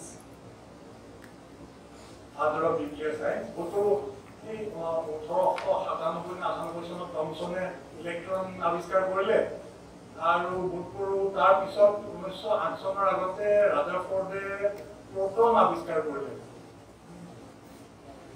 সেই ৰাদাৰফৰ্ডলে টেইলৰে চিঠি এখন লিখিলে যে মই ছাৰ মই তাতে কেভেন্ডিছ লেবৰেটৰীত মই গৱেষণা কৰিব খুজিছোঁ তাৰপিছত মোৰ হাতত ৰাদাৰফৰ্ডৰ চিঠিখন আছে তাতে ৰাদাৰফৰ্ডে লিখিছে ডিয়াৰ প্ৰফেচাৰ টেইলৰ কৈছে যে এনেকুৱা আপুনি আহিব পাৰা তেতিয়া মানে তেওঁ কেভেন্ডিছ লেবৰেটৰীৰ ডিৰেক্টৰ তেওঁ মানে ষ্টেনোগ্ৰাফাৰক তেওঁ কথাখিনি কৈ গৈছে ষ্টেনোগ্ৰাফাৰ তেতিয়া পুৰণি ডাঙৰ যি ৰেমিংটন টাইপৰাইটাৰ আছে তাত মাৰি গৈছে তাৰপিছত এটা লাইন আকৌ তেখেতে লিখি দিছে we are all here busy with neutron যেতিয়া নিউট্ৰন আৱিষ্কাৰ হোৱা নাই কেভেন্ডিছ লেবৰেটৰীৰ তাৰে যিজন উপসঞ্চালক চেডউইক বুলি তেওঁ নিউট্ৰন আৱিষ্কাৰ কৰাৰ পথত এই চেডউইক আকৌ তেওঁ 1932 চনত নোবেল বঁটা পাইছিলে ৰাদাৰফৰ্ডে 1908 চনত ৰসায়ন বিজ্ঞানৰ নোবেল প্ৰাইজ পাইছিলে আৰু সেইটো এটা আপোনালোক সকলোৱে জানে যে বাৰ্নেল যে জেডি বাৰ্নেলৰ এখন হিষ্ট্ৰী অফ সায়েন্স যে আছে তাতে আশাৰ কথা কোৱা গৈছিলে যে ৰাদাৰফৰ্ডে বোলে যে একমাত্ৰ বিজ্ঞান হ'ল পদাৰ্থ বিজ্ঞান আৰু এইটো কথা কোৱা all science is either physics or stamp collecting বাকিবিলাক science নহয় all science is either physics or stamp collecting কিন্তু বেচাৰা ৰাদাৰফোৰ্ডে পদাৰ্থ বিজ্ঞানৰ নোবেল প্ৰাইজ নাপালে তেওঁ কেমিষ্ট্ৰিত দিয়া হ'ল কেমিষ্ট্ৰি নোবেল প্ৰাইজ পালে কিন্তু চেডুইকে আকৌ তেওঁ ফিজিক্সৰ নোবেল প্ৰাইজ পালে 1935 চনত আপোনালোকে চাব এই হেৰল্ড টেইলৰে প্ৰথম ৰাদাৰফোৰ্ডৰ লগত PhD কৰিবলৈ গৈছে আৰু তেওঁ তেতিয়া ডিৰেক্টৰ তেওঁ ব্যস্ত মানুহ তেওঁ কিছু কাম চেডুইকক দি দিছে চেডুইক 35 চনত নোবেল বঁটা দিলে এই দুইজন নোবেল বঁটা বিজয়ীৰ অধীনত গৱেষণা কৰি নিউক্লিয়াৰ সায়েন্সত মানে মৌলিক ধৰণৰ অৱদান আগবঢ়াই অহা ডক্টৰ হেৰল্ড জন টেইলৰ আমাৰ উপাচাৰ্য আছিল আৰু তেখেতৰ মানে পৰিক্ৰমা অনন্য পৰিক্ৰমা মানে তেওঁলোকৰ বিদ্যাই তেওঁ কথালে প্ৰথম উইলছন কলেজলৈ উইলছন কলেজৰ পৰা তেওঁ মাজতে কেভেন্ডিছ লেবৰেটৰীত গৈ পেলাই 30ৰ দশকৰ আগফালে তেওঁ ৰাদাৰফোৰ্ড আৰু চেডুইকৰ লগত গৱেষণা কৰিলে PhD পালে উইলছন কলেজলৈ গুচি আহিলে তেওঁক আকৌ মানে পঠাই দিয়া হ'ল কলিকতা স্কটিছ চাৰ্চ কলেজলৈ 1954 চনত তেওঁ স্কটিছ চাৰ্চ কলেজৰ অধ্যক্ষ ৰূপে নিযুক্ত হয় স্কটিছ চাৰ্চ কলেজত এতিয়াও গ'লে দেখা পাব তাতে সেই ৰোল অফ অনাৰ য'ত দেখা থাকে ন তাতে doctor Harold John Taylor 1954 to 1960 তাৰ অধ্যক্ষ আছিল 1954 পৰা 1960 লৈকে আচ্ছা আমাৰ ইয়াতে সেইতে গদগলি কিছুমান হ'ল তৃতীয়গৰাকী উপাচাৰ্য আমাৰ ধীৰেন্দ্ৰ চন্দ্ৰ ভূঞা অত্যন্ত মেধাৱী মানুহ হ'বলৈ তেখেতৰ মেধাৰ কথা কৈয়ে থাকে আজিও কৈ থাকে কিবা কাৰণত তাতে সেই বিভিন্ন ধৰণৰ ৰাজনীতিটো আৰু তেখেত দুলাল বৰুৱাৰ নিচিনা মানুহ আছিলে বিশ্ববিদ্যালয় কি হ'ব পাৰে জানে আৰু হেৰল্ড জন টেইলৰৰ দিনত আমাৰ নৃপেন গোস্বামীহঁত আছিলে বৰ বেয়া অৱস্থাত হেৰল্ড জন টেইলৰো গুচি আহিব লগা হ'ল তাতে মই সেই ৰাজনীতিৰ কথা বেছিকৈ নকওঁ আৰু কিন্তু টেইলৰৰ কথা এটা ক'ব লাগিব যে সৰ্বত্ৰগামী এটা প্ৰতিভা মানে তেখেত এই উইলছন কলেজত থাকোঁতে টাটা ইনষ্টিটিউট অফ ফাণ্ডামেণ্টেল ৰিচাৰ্চৰ লগত জড়িত হৈছিলে আৰু তেখেত বিশিষ্ট বিজ্ঞানী হোমী জাহাংগীৰ ভাৱাৰ অনুৰোধক্ৰমে তেখেত তাতে অধ্যাপক হিচাপেও তেখেতে কাৰ্যনিৰ্বাহ কৰিছিল টাটা ইনষ্টিটিউট অফ ফাণ্ডামেণ্টেল ৰিচাৰ্চত তেখেতে বিশিষ্ট অৱদান আগবঢ়াই আহিছিল হোমী জাহাংগীৰ ভাৱাৰ তেওঁ অতি নিকটৱৰ্তী তেওঁ মানুহ আছিলে হেৰল্ড জন টেইলৰ আৰু তেখেত ঢুকোৱাৰ ঠিক পিছতে কাৰেণ্ট চায়েন্স পত্ৰিকাত এটা প্ৰবন্ধ ওলাইছিলে তেখেতে নিজে লিখা এইটো 70 years in science তাতে ইমান সুন্দৰকৈ কথাখিনি লিখিছে মই বোলো কিবা গুৱাহাটী বিশ্ববিদ্যালয়ৰ কথা বেয়াকৈ লিখে নেকি নাই ইমান সুন্দৰ মনৰ মানুহ আৰু এটা কথা আপোনাৰ যে আজিকালি বিশ্ব দৰবাৰ গৈ থাকে ন আমাৰ সংস্কৃতিক বিশ্ব দৰবাৰলৈ লৈ যোৱা এই তিনিজনে মানুহ কৃষ্ণকান্ত সন্দিকৈ সূৰ্য Kumar Bhuyan doctor Harold John tailor কাৰণ নেশ্যনেল লাইব্ৰেৰী অফ স্কটলেণ্ডত এটা কালেকশ্যন আছে The collected papers of Dr. Harold John Taylor, Vice Chancellor of Guwahati University. Vice Chancellor of Guwahati University. Wilson College বা Scottish Church College নাই। আচ্ছা মই যে ক'লো তেওঁ Scottish Church College আছিলে খাতিৰ আকৌ মানে গিৰ্জাই তেওঁক পঠাই দিলে বৰাপানী খ্ৰীষ্টিয়ান কলেজত কাম কৰিবলৈ মানে ইমান হেৰি আছিলে প্ৰশাসনীয় দক্ষতাৰ মানুহ আছিলে তেওঁ বৰাপানী ইউনিয়ন খ্ৰীষ্টিয়ান কলেজত আমাৰ ইয়াত যেতিয়া এই গণ্ডগোলবিলাক আৰম্ভ হ'ল সেই গণ্ডগোলৰ বিষয়ে মই বেছিকৈ নকওঁ বাৰু ধীৰেন্দ্ৰ ভূঞা ছাৰৰ পিছত ফণীধৰ দত্ত আহিলে ফণীধৰ দত্ত ছমাহৰ বেছি থাকিব নোৱাৰিলে এই বিষয়ে আমাৰ কলিগোৱা বুৰঞ্জীত দিলীপ দত্তইও লিখিছে যি কি নহওক যেতিয়া গুৱাহাটী বিশ্ববিদ্যালয়লৈ এইবিলাক গণ্ডগোল আৰম্ভ হ'ল আমাৰ ইয়াৰ পৰা প্ৰতিনিধি দল এটা গৈ বৰাপানীত হেৰল্ড জন টেইলৰক একেবাৰে প্ৰাৰ্থনা কৰিছে যে আপুনি আমাৰ তাতে আহক গুৱাহাটী বিশ্ববিদ্যালয়ৰ উপাচাৰ্য হওক তেওঁ অনুৰোধ কৰিব লাগে কাৰণ তেখেতৰ এনেকুৱা প্ৰতিপত্তি ইতিমধ্যে কিমানখন প্ৰতিষ্ঠান তেওঁ চলাই আহিছে Wilson college Tata institute of fundamental research Cavendish লেবৰেটৰীৰ অভিজ্ঞতা আছে স্কটিছ চাৰ্চ কলেজৰ অধ্যক্ষ তেওঁ ইয়াৰ পৰা মানুহ গৈ পেলাই তেওঁ ঠিক আছে আহোঁ ইয়াত আহি প্ৰায় 3 বছৰমান থাকিলে তাৰপিছত তেখেতে এঠাইত লিখিছিলে যে মোৰ ইয়াতে পৰমাণু বিজ্ঞানৰ ঠাইত মোৰ এতিয়া গৱেষণাৰ বিষয় হৈছে পৰীক্ষা পদ্ধতি কিন্তু এটা কথা এইটো বৰ দৰকাৰী এতিয়া ৩-৪খনমান টেক্সটৰ কোৰ্চবোৰ কিতাপ আছে আমি যেতিয়ালৈকে পৰীক্ষা চলাই আহিছোঁ আমি কিছুমান কথা কৈ থাকোঁ মডাৰেশ্যন তাৰপিছত আকৌ এনেকুৱা কথা কিছুমান কৈ থাকোঁ মডাৰেশ্যনৰ বিষয়ে তেখেতৰ এখন পুস্তিকা প্ৰশ্ন কাকত কেনেকৈ প্ৰস্তুত কৰিব লাগে প্ৰশ্ন কাকত মডাৰেশ্যন কেনেকৈ কৰিব লাগে স্কেলিং আমি এতিয়া যিবিলাকে পৰীক্ষা চলাইছোঁ আমি স্কেলিঙৰ কথা কৈ থাকোঁ এতিয়া আমিও এই একোটা বিভাগ চলাই আহিছোঁ তেতিয়া কিছুমান যেতিয়া গণ্ডগোল কিছুমান দেখা পাওঁ তেতিয়া আমি কণ্ট্ৰলাৰলৈ সেইখিনি পঠাই দিওঁ ফৰ স্কেলিং সেইটো এতিয়া মই তাতে বিভাগত থাকোঁতে 4টা ঠাইৰ পৰা বহীবিলাক আহিছিলে গুৱাহাটী বিশ্ববিদ্যালয়ৰ বগাজৰ কেম্পাছ বঙাইগাঁও কটন কলেজ তেতিয়া আছিলে আৰু আমাৰ গুৱাহাটী বিশ্ববিদ্যালয়ৰ বহীখিনিতো আছে আমাৰ ইয়াতে আমাৰ গুৱাহাটী বিশ্ববিদ্যালয়ৰ এক ধৰণৰ নম্বৰ দিয়া হয় কোকৰাঝাৰত ইমানকে বহুতকে নম্বৰ দিয়ে মই সিহঁতক ধমকি দিওঁ তাৰপিছত আৰু এজনে ক'লে ছাৰ কি ইয়াত ছাৰ নহ'লে থাকিব নোৱাৰিম নম্বৰ দি দিলে মই একো উপায় নাই য'ত তেওঁ পাব লাগে 40 পাইছে 65 মই আৰু সকলো দেখা তেওঁ কণ্ট্ৰলাৰ তেওঁলোকে কথাটো স্কেলিং গতিকে সেই টেইলৰৰ নিয়ম অনুযায়ী এটা স্কেলিং এটা হয় গতিকে ঠিক কৰি যায় এইবিলাক গৱেষণা একদম মৌলিক ধৰণৰ গৱেষণা গতিকে ভাৰতীয় শিক্ষাৰ ক্ষেত্ৰলৈ অৱদান যোগাই অহা মানুহৰ ভিতৰত অন্যতম আছিল ডক্টৰ হেৰল্ড জন টেইলৰ মই যে কৈছিলোঁ আমাৰ গুৱাহাটী বিশ্ববিদ্যালয়ত বিশ্ব দৰবাৰলৈ লৈ গৈছে এতিয়াও চাব স্কটলেণ্ডৰ নেশ্যনেল লাইব্ৰেৰীত এটা লিখা আছে collection of doctor Harold John Taylor's papers আৰু তাতে কি পাব এতিয়া আপুনি গুগল মাৰিলেও পাব national library of Scotland doctor Harold John Taylor papers তাতে তেখেতৰ পাৰ্চনেল মানে ব্যক্তিগত চিঠি পত্ৰ সেইবিলাক ধৰণৰ আছে তাৰপিছত গুৱাহাটী বিশ্ববিদ্যালয়ত তেখেতে যিখিনি অৰিহণা যোগাই গ'ল কাৰণ আমি তেখেতক চিনি নাপালোঁ আৰু ছাত্ৰ ৰাজনীতি এনেকুৱা এটা অৱস্থালৈ গ'ল তেখেতটো ইয়াৰ পৰা বৰ বেয়াকৈ যাব লগা হ'ল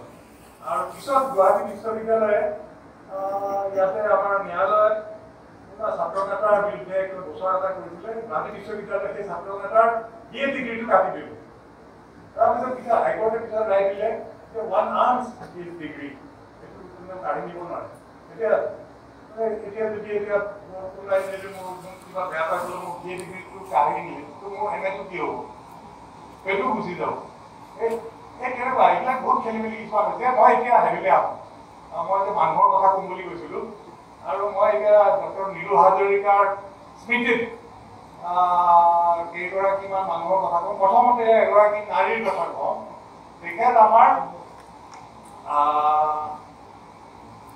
শিক্ষা বিভাগৰ প্ৰবক্তা আছিলে অধ্যাপক শিক্ষা বিভাগৰ আৰু আপোনালোকে জানে যে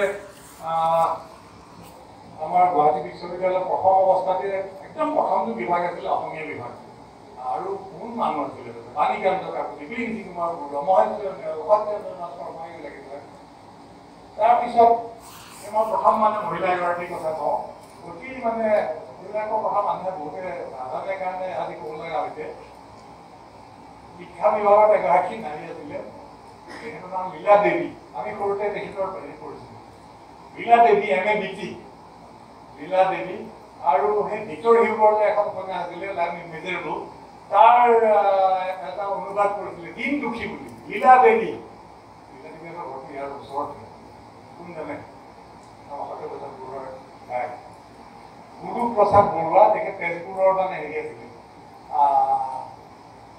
আৰক্ষী অধীক্ষক তেখেত ইণ্ডিয়ান পুলিচ চাৰ্ভিচৰ অধীক্ষক আছিলে এই লীলা দেৱী সৰুৰে পৰা অতি মেধাৱী আছিলে বেছি পাইছে হেৰি হৈছে 1930 চনত তেওঁ কটন কলেজলৈ আহিবলৈ ভৰ্তি হৈছে 1930 চনত ইতিমধ্যে আপোনালোকে জানে 1929 চনত প্ৰথম মহিলাৰ প্ৰৱেশ হয় মোৰ দেৰি হ'লে কিন্তু বিদেশে কৰি দিব দেই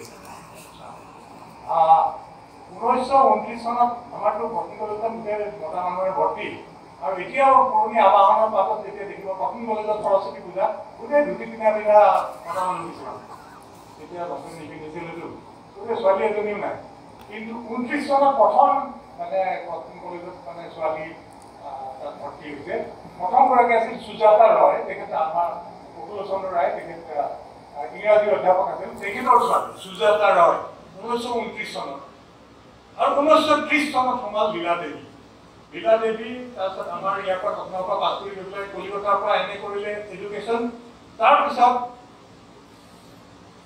কলম্বিয়া বিশ্ববিদ্যালয় কলম্বিয়াৰ পৰা এম এ এডুকেশ্যন আৰু ডিপ্ল'মা ইন প্ৰফেচনেল এডুকেশ্যন তেখেতে তাতে কৰিলে লীলা দেৱীয়ে তাৰপিছত 50ৰ দশকৰ আগভাগত তেখেতে গুৱাহাটী বিশ্ববিদ্যালয়ত প্ৰবক্তা হিচাপে শিক্ষা বিভাগৰ প্ৰবক্তা হিচাপে যোগদান কৰে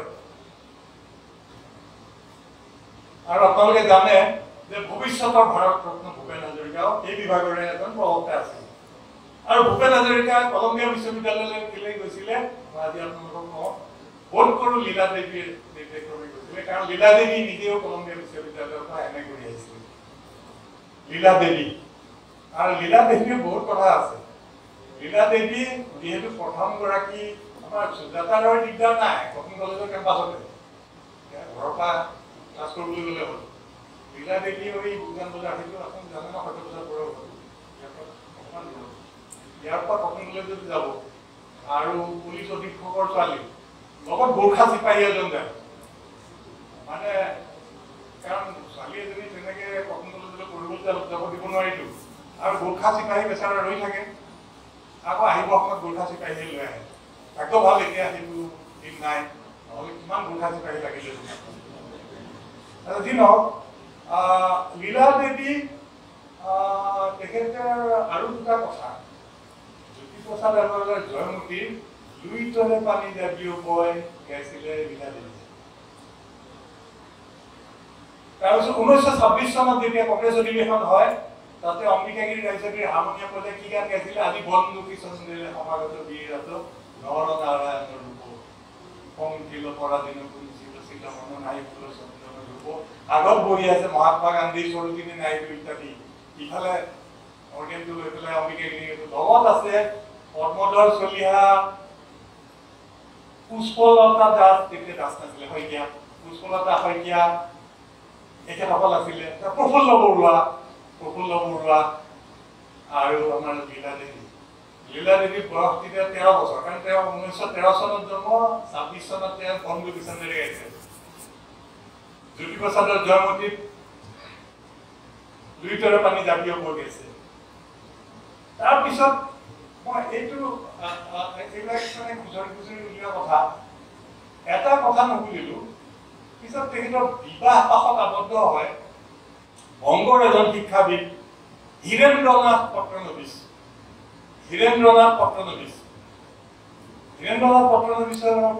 মানে স্কুলীয়া শিক্ষাৰ লগত জড়িত আছিলে ক'ত লগ পালে নাজানো কলম্বিয়াত লগ পাইছিল নে কলিকতাত লগ পালে গুৱাহাটী বিশ্ববিদ্যালয়ত কাম কৰাৰ পিছত এতিয়া এইটো ধৰিব নোৱাৰিলোঁ আৰু তেখেতৰ পৰিয়ালৰ সূত্ৰৰ পৰা মই কোনো ধৰণৰ একো সন্দেহ পোৱা নাই আচ্ছা আপোনালোকে চাব এই আমাৰ ভূপেন্দ্ৰ থকা ঘৰ যে আছে টালিগঞ্জত গল্ফ গ্ৰীণ যে আছে গল্ফ গ্ৰীণৰ সিফালে দি গ'লে আপোনালোকে চাবচোন হীৰেন্দ্ৰ লীলা পট্টনবী স্কুল হীৰেন্দ্ৰ লীলা সেই লীলা মানে লীলা দেৱী এই গোৰ্খা চিপাহী লৈ যে কটন কলেজত পঢ়িবলৈ গৈছিলে হীৰেন্দ্ৰ লীলা পট্টনবী স্কুল সেইখনে ইতিমধ্যে 60 বছৰ পূৰ্ণ কৰিলে তাত মানে তেখেতৰ নিজৰ পইচাৰে তেখেতে মাটি এডোখৰ লৈছিলে গল্ফ গ্ৰীণত আমাৰ ভূপেন হাজৰিকা থকা ঘৰৰ ওচৰতে সেই মাটিখিনি গোটেইখিনি দান দি দিলে আৰু তেখেতৰ সমস্ত সম্পত্তি তেখেতে স্কুলখনত দি দিলে আৰু তাত এতিয়াও তেখেতৰ ফটো তেখেত আৰু হীৰেন্দ্ৰনাথ পট্টনবিছ আৰু লীলা পট্টনবিছৰ ছবি এতিয়াও স্কুলখনত ধুনীয়াকৈ ৰাখি থৈছে সেয়া লীলা দেৱী গতিকে আমাৰ কম মানুহ নাছিলে মানে প্ৰথমগৰাকী অসমীয়া প্ৰবক্তা গুৱাহাটী বিশ্ববিদ্যালয়ৰ তাৰপিছত আৰু এই ফেকাল্টিৰ কথা ক'বলৈ গ'লে এতিয়া ধৰক এতিয়া আমাৰ পানীকেন্দ্ৰ কাকতি আছিলে যদিও বেছি দিন থাকিব নোৱাৰিলে তেখেতে 52 চনৰ নৱেম্বৰত তেখেতে ঢুকালে তেখেতৰ সকলো মানে 15 নৱেম্বৰত হৈছে 15 নৱেম্বৰত তেখেতে এটা সময়ত কটন কলেজত যোগদান কৰিছে 15 নৱেম্বৰত তেখেতৰ জন্ম 15 নৱেম্বৰত তেখেতে কটন কলেজত জইন কৰিছে 15 নৱেম্বৰত তেখেতৰ মৃত্যু এইখিনিতে কথা এটা কওঁ আমি মানে বহুদিন মানে বিশ্ববিদ্যালয়ত থাকিলোতো আমি জ্যেষ্ঠজনৰো বহুত সৈতে কথা বাৰ্তা কৰাৰো আমাৰ সৌভাগ্য হৈছিলে যেনে নেওগ ছাৰ সত্যেন্দ্ৰনাথ শৰ্মা ছাৰ বা আগৰ কিছুমান মানুহৰ সৈতে কথা পাতিছিলোঁ আমাৰ হঠাতে এদিন 1952 চনৰ 15 নৱেম্বৰ তাৰিখে গুৱাহাটীত ৰাষ্ট্ৰ হ'ল যে মানিকান্ত কাকতি ঢুকাল। বিৰাট খবৰ এটা আহিল, মানে হঠাতে এটা গুৱাহাটীৰ একটা নিস্তব্ধ হৈ গ'ল মানিকান্ত কাকতি কিংবদন্তিবোৰ। মানুহ মানে দুটা ঠাইলৈ যাবলৈ ধৰিলে। কিছুমান মানুহ একেবাৰে চিধা একেবাৰে ৰিহাবাৰী ঘৰলৈ গৈছে, আৰু কিছুমান মানুহ গুৱাহাটী বিশ্ববিদ্যালয়ৰ অধ্যক্ষৰ তালৈ আহিছে, গুৱাহাটী বিশ্ববিদ্যালয়ৰ উপাচাৰ্যৰ তালৈ আহিছে, অৰ্থাৎ নতুন কলেজৰ অধ্যক্ষ বাসভৱনত কৃষ্ণকান্ত সন্দিকৈৰ তালৈ আহিছে, অৰ্থাৎ সমবেদনা জনাবলৈ এই দুটাই ঘৰ। তাতে যিখিনি মানুহ গৈছে তেওঁলোকে এটা কথা দেখিছে, মোক এজন 3জনমান মানুহে কৈছে, তাতে কৃষ্ণকান্ত সন্দিকৈ বোলে পিছফালে হাতখন এনেকে দি পেলাই ইফালৰ পৰা সিফালে অহা যোৱা কৰি আছে। তেওঁ কৈছে চে চে চে, মানুহটোৱে মোক বৰ পণ্ডিত বুলি ভাবি গ'ল। এই কথাটো আমাৰ ছাত্ৰৰ আব্দুল ছাত্তাৰে যি কৃষ্ণকান্ত সন্দিকৈৰ বিষয়ে এখন জীৱনী গ্ৰন্থ লিখিছিলে তাতো তেখেতে বাৰে বাৰে আক্ষেপ কৰিছিলে যে তেখেতে যিমানখিনি জানে অসমীয়া মানুহে ভাবে যে তাতকৈও বেছিকৈ জানে, আচলতে ইমান নহয়। মানুহজনৰ বিনয়টো চাব দেই, তেওঁ মানুহে যিমান জানে বুলি ভাবি সিমান নাজানে। কৈছে আনকি মানিকান্ত কাকতিৰ নিচিনা ইমান প্ৰতিভাশালী মানুহ এজনেও ভাবিছিলে যে মই বহুত জানো, আৰু তেওঁ বোলে সিদিনা বোলে কৰি আছে যে মানুহটোৱে তাৰমানে তেওঁ এনেকুৱা এটা ভুল ধাৰণা লৈ গ'ল যিটো কোনো সংশোধন নহ'ব বা সংশোধনৰ কোনো সম্ভাৱনা নাই। তেওঁ বৰ মস্ত এটা পণ্ডিত বুলি ভাবি লৈ গ'ল। যে মানিকান্ত কাকতিৰ পিছতে যিগৰাকী অসমীয়া মুৰব্বী হৈছিলে বীৰেন কুমাৰ বৰুৱা, তেখেতৰ কথা সকলোৱে জানে, আৰু গুৱাহাটী বিশ্ববিদ্যালয়ৰ প্ৰতিষ্ঠাটো তেখেতৰ অৱদান অতুলনীয়। কাৰণ তেখেতে কলিকতাৰ ছাত্ৰলীগৰ সৈতে তেখেত সম্পৰ্ক আছিল। তেখেত কলিকতা বিশ্ববিদ্যালয়ৰ প্ৰবক্তা আছিলে, অসমীয়া বিভাগৰ প্ৰবক্তা আছিলে, আৰু তেতিয়াই তেখেতে এই আন্দোলনৰ লগত জড়িত হৈছিল, বিশ্ববিদ্যালয় আন্দোলনৰ লগত জড়িত হৈছিলে। আৰু কিছুমান কথা এতিয়া মই ক'ব নোৱাৰো।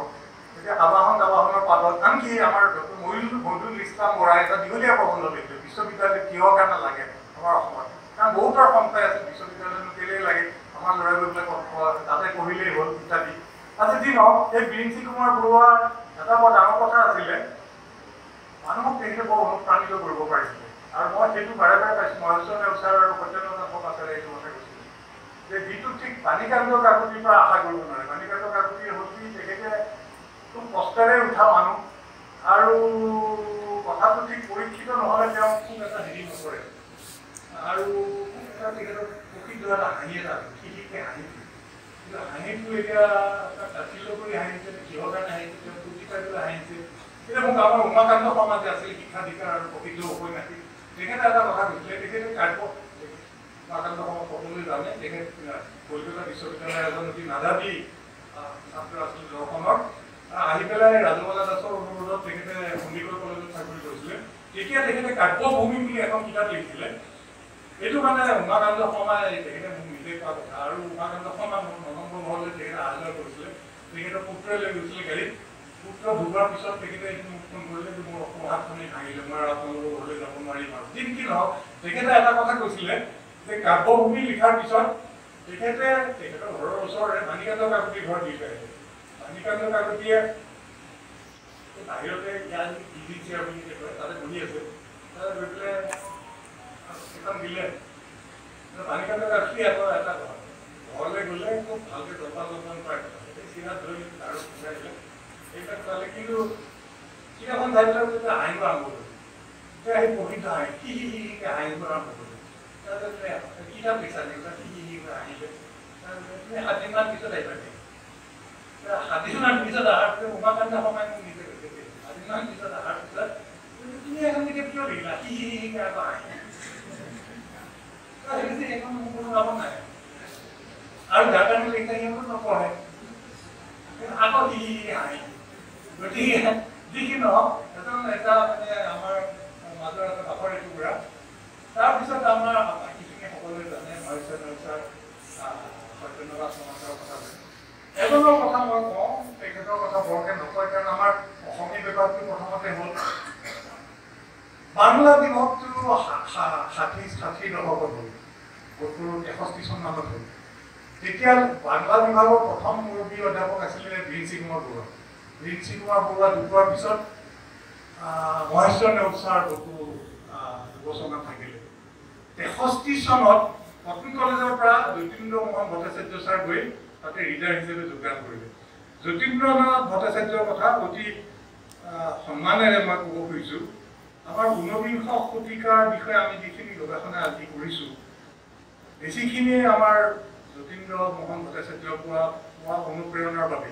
তেখেতে দুখন গ্ৰন্থ আমাক দি থৈ গ'ল। এখন হ'ল হলিৰাম ঢেকীয়াল ফুকনে ৰচনা কৰা আসাম বুৰঞ্জী। সেইখন 1829 চনত 4টা খণ্ডত ওলাইছিলে। ইতিমধ্যে জ্ঞানভূষণি হৈ গৈছে 1826 চনত। বাহিৰৰ পৰা মানুহ অহা যোৱা কৰা হৈছে, বাহিৰৰ পৰা পৰ্যটক অহা যোৱা কৰিছে, আৰু মোটামুটি পৰ্যটকৰ কাৰণে তেখেতে লিখি উলিয়াইছিলে আসাম বুৰঞ্জী। আৰু এখন বিদগ্ধ পণ্ডিত আছিলে, সংস্কৃতজ্ঞ মানুহ আছিলে। তেখেতৰ ভায়েক এজন বেলেগ আছিলে, দৈবৰাম খাৰঘৰীয়া ফুকন। তেওঁ পাৰ্চিয়ান পৰ্যন্ত শিকিছিলে, ইংৰাজীটো জানে, কিন্তু এখেত একেবাৰে বুঢ়া ব্ৰাহ্মণ। তেখেতে কোনোদিনা ইংৰাজী পঢ়াৰ কথাও নাভাবিলে। আসাম বুৰঞ্জী লিখিলে, কামাখ্যা যাত্ৰা পদ্ধতি লিখিলে। এতিয়া আসাম বুৰঞ্জীখন তেখেতে এনেধৰণে সম্পাদনা কৰি উলিয়াইছে, মূৰ্খদা পুস্তকালয়ৰ পৰা ওলাইছিলে। সেইখন এখন অতি আপুৰুগীয়া গ্ৰন্থ, কাৰণ অসমৰ কথা বাহিৰত প্ৰথমবাৰৰ বাবে ইমান বিশদভাৱে পৃথিৱীয়ে গম পালে হলিৰাম ঢেকীয়াল ফুকনৰ বুৰঞ্জীৰ কাৰণে। আৰু হলিৰাম ঢেকীয়াল ফুকনৰ ভাতৃ আছিলে দৈবৰাম খাৰঘৰীয়া ফুকন। দৈবৰাম খাৰঘৰীয়া ফুকন আকৌ ব্ৰাহ্ম আছিলে। তেওঁ ৰামমোহন ৰায় মানে এই সভাবিলাকত উপস্থিত আছিল। তাত তেখেত ৰামমোহন ৰায়ৰ সৈতে তেখেতৰ সম্পৰ্কৰ কাৰণে ৰামমোহন ৰায়ৰ ঘনিষ্ঠ এজনে এই কিতাপখনৰ বিষয়ে এটা বিশদ ইংৰাজী ৰিভিউ এটা লিখি উলিয়ালে, আৰু তাৰ কাৰণে অসমৰ বিষয়ে মানুহে বহুতখিনি কথা জনা হ'ল। যি কি নহওক, যতীন্দ্ৰ মোহন ভট্টাচাৰ্যৰ আনখন কিতাপ হ'ল ৰাম নৱমী নাট। সেইখন গুণাভিৰাম বৰুৱাই লিখা এখন গ্ৰন্থ। সেইখন মূৰ্খদা পুস্তকালয়ৰ পৰা ওলাইছিলে। সেইখন আমাৰ গুণাভিৰাম বৰুৱাই লিখা এখন অপূৰ্ব গ্ৰন্থ। ৰাম নৱমী আমাৰ তেনেকুৱা সংস্কৃততো তেনেকুৱা হেৰি আছে ন, আমাৰ যেনেকৈ ইংৰাজীত আছে ৰোমিঅ' এণ্ড জুলিয়েট, ৰাম নৱমী। এতিয়া তাত দুটা চৰিত্ৰ আছে, এটা ৰাম এটা নৱমী, সেইটো বেলেগ। কিন্তু ৰাম নৱমী বুলি ক'লে ৰাম নৱমী এটা উৎসৱ, আৰু সেইটো ৰাজস্থানী মানুহসকলৰ এটা উৎসৱ। তাৰমানে সেইটো নতুন খাতা, নতুন এখন হেৰি আৰম্ভ কৰে। আৰু ৰাম নৱমী তাত তাৰ কথাটো হ'ল যে 1857-58 এতিয়া বুৰঞ্জী হৈ গ'ল। সেইবিলাক কথা আমি বাদ দি ইংৰাজ আৰু দেশীয় পুঁজিৰ অধীনত আমি কাম কৰিবলৈ আগবাঢ়িব লাগিব। ৰাম নৱমী নাট নিৰত সেইখন তেখেতে ইমান সুন্দৰভাৱে সম্পাদনা কৰি উলিয়াইছে ৰাম নৱমী নাট। আৰু তেখেত আছিলে কলিকতা বিশ্ববিদ্যালয়ৰ প্ৰেমচাঁদ ৰয়চান্দ স্কলাৰ আছিলে, আৰু তেখেতৰ দীনেশ চন্দ্ৰ সেন আছিলে তেখেত বাংলাৰ অধ্যাপক। তেখেতৰ প্ৰতি ঘনিষ্ঠ আছিলে, তেখেতৰ লগত কাম কৰাৰ অভিজ্ঞতা আছিলে। আৰু সেই দুখন গ্ৰন্থই আমাৰ ঊনবিংশ শতিকাৰ অধ্যয়নত বহুতো বৰঙণি আগবঢ়ালে। এবাৰ ইয়াতে মই কাম কৰি থাকোঁতে সদায় প্ৰায় নন্দ তালুকদাৰৰ পাওঁ।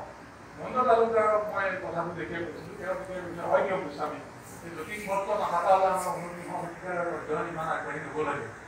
তেখেতৰ কথাটো বাৰে বাৰে মনত পেলাব লাগে। এইবিলাক আছিল আমাৰ গুৱাহাটী বিশ্ববিদ্যালয় আদিবাগৰ শিক্ষক শিক্ষয়িত্ৰী। আৰু গুৱাহাটী বিশ্ববিদ্যালয়ৰ কেইবাটাও কথা, এটা সুন্দৰ যিহেতু কৃষ্ণকান্ত পণ্ডিত উপাচাৰ্য, এই পুথিভঁৰালটোক খুব গুৰুত্ব দিয়ে। এটা লাহে লাহে লাহে লাহে ডাঙৰ আমি কিবা এটা পুথিভঁৰাল, তাত পুথিভঁৰালী হিচাপে নিযুক্ত কৰিলে এজন অতি দিগদাৰ মানুহক। তেখেত আছিলে যোগেশ্বৰ শৰ্মা। আৰু আজি মোৰ মনত পৰিছে, আজি মোৰ 8-9 বছৰ আগতে যোগেশ্বৰ শৰ্মা ছাৰৰ বিষয়ে এখন গ্ৰন্থ এখন ইয়াতে উন্মোচিত হৈছিলে। তাৰ উন্মোচনৰ দায়িত্ব মোৰ তাতে কৰিছিলে, কাৰণ তেখেত আছিলে আমাৰ বাণীকান্ত শৰ্মা ছাৰৰ খুৰা যোগেশ্বৰ শৰ্মা। আৰু মই গুৱাহাটী বিশ্ববিদ্যালয়ত থাকোঁতেও তেখেতৰ অতি ঘনিষ্ঠতা আছিলে। তেখেতৰ এটা কথা হ'ল কি, তেখেতক যদি আপুনি 20টা বা 50টা শব্দ কয়, তেতিয়া এটা বা আধা শব্দ তেখেতে উচ্চাৰণ কৰিব। মই বহুতবাৰ কি হয়, মই বহুত কথা কৈ থাকোঁ, তেওঁ একো নকয়। এবাৰ মই চেষ্টা কৰি চালোঁ দেই, আপুনি তেওঁৰ কথা উলিয়াব পাৰোঁ নে নোৱাৰোঁ। একেলগে বাছত আহিছোঁ আমি। তাৰপিছত মই কিবা কিবি কথা কৈ আছোঁ, তেওঁ এনেকৈ কয় বা এনেকৈ কয় দেই, শব্দটো নহয়। মই এবাৰ এটা শক্তিশাল প্ৰয়োগ কৰোঁ, ছাৰ আজিকালি একদম সংস্কৃত একদম নজনা হৈছে চবে। ছাৰ আপুনি ভাবে নেকি ছাৰ সংস্কৃতৰ শব্দটি অসমীয়া বা আৰবিক পাৰ্চিয়ান কৰিলে হ'ব বুলি? ছাৰে তেতিয়া কয় এবাৰ আচল তাইটো মই ধৰিলোঁ দেই। তাৰপিছৰ পৰা মোৰ লগত বহুত মানে হেৰি আলাপ, আৰু তেখেতৰ কেইবাখনো গ্ৰন্থ মোক তেখেতে উপহাৰ দিছিল। তেখেতৰ শংকৰাচাৰ্যৰ বিষয়ে গ্ৰন্থখন পঢ়া দিছে তাৰপিছত আৰু ভাল ভাল কিতাপ লিখিছে তেখেতক প্ৰথম মানে গ্ৰন্থাগাৰিক হিচাপে নিযুক্তি দিয়ে আমাৰ কৃষ্ণকান্ত সন্দিকৈ মানে গুণী গুণমুখ বৰ বুজা এজন মানুহ তাৰপিছত আৰু পিছত যে লাইব্ৰেৰী চায়েন্স যে আৰম্ভ হ'ল এই আমাৰ এই লাইব্ৰেৰী বহুতে আৰম্ভ হ'ল আমাৰ কৃষ্ণকান্ত সন্দিকৈ লাইব্ৰেৰী যিটো আমি কওঁ তাতে যোগেশ্বৰ শৰ্মাচাৰী প্ৰথম অধ্যাপক তাৰপিছত বাকী আমাৰ যিখিনি প্ৰয়োজনীয় বিজ্ঞানৰ হেৰি আমাৰ প্ৰথম হেৰিতে হ'ল ৪৮ চনত বহুত কেইটা বিভাগে আৰম্ভ হ'ল নতুন কলেজতে আৰম্ভ হৈছে তাৰপিছত আৰু খুব ভাল ভাল মানুহ যেনে অংকত এই কেম্ব্ৰিজৰ ৰেংলাৰ থাৱানীক নিযুক্ত কৰা হৈছে কেম্ব্ৰিজৰ মানুহ কেইবাজন আছিল অৰ্থনীতিত আমাৰ সেই চাংগপানীহঁতৰ নিচিনা মানুহ আছিলে তাৰপিছত ৰাজনীতি বিজ্ঞান প্ৰথম আমাৰ ভেংকট ৰাও আছিলে আমাৰ ৩জন মানুহৰ অন্যতম তেখেতে প্ৰথম মানে প্ৰতিষ্ঠাপক মুৰব্বী অধ্যাপক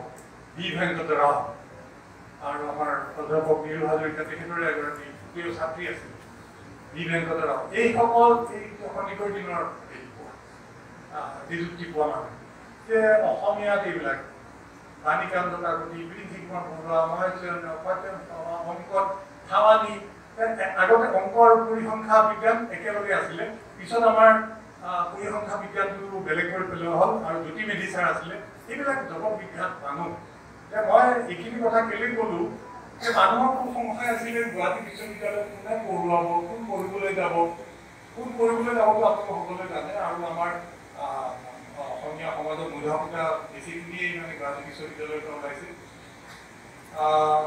তাৰপিছত আৰু বেলেগ বেলেগ বিভাগৰ বিষয়ে আপোনালোকে কি ক'ম এইখিনি সকলোৱে জানে মোৰ এই মূল বক্তব্য এইখিনি আছিলে এই ৩গৰাকী উপাচাৰ্য কেইগৰাকীমান শিক্ষক শিক্ষয়িত্ৰী লীলা দেৱীকে ধৰি পেলাই শিক্ষক শিক্ষয়িত্ৰী আৰু বাকী লাইব্ৰেৰী প্ৰতিষ্ঠা তাৰপিছত আকৌ এটা গ্ৰন্থ আমাৰ এই মই কৈছিলোঁ মুদ্ৰা গোস্বামী ছাৰলৈকে আহিম বুলি আচলতে সেইটো ক'লো কেলে ৬৫ চনত গুৱাহাটী বিশ্ববিদ্যালয়ৰ প্ৰকাশন বিভাগে মহেশ্বৰ নগৰ Sankardev times early history of বৈষ্ণৱ ফেইথ মুভমেণ্ট উলিয়াইছিল ১৯৬৬ চনত সত্যেন সমাচাৰৰ এই ছাত্ৰ ইনষ্টিটিউশ্যন অফ আছাম সেইখনৰ কিতাপ উলিয়াইছিলে তাৰ আগতে কৃষ্ণকান্ত সন্দিকৈৰ দিনত আসপেক্টছ অফ আৰ্লি আছামিজ লিটাৰেচাৰ এখন কিতাপ উলিয়াইছিলে সেইখনৰ সম্পাদক আছিল বাণীকান্ত কাকতি নিজে কিন্তু ইতিমধ্যে তেখেত স্বৰ্গীয় হোৱাৰ কাৰণে বাতৰি কাকতত তেখেতৰ নামটো নাই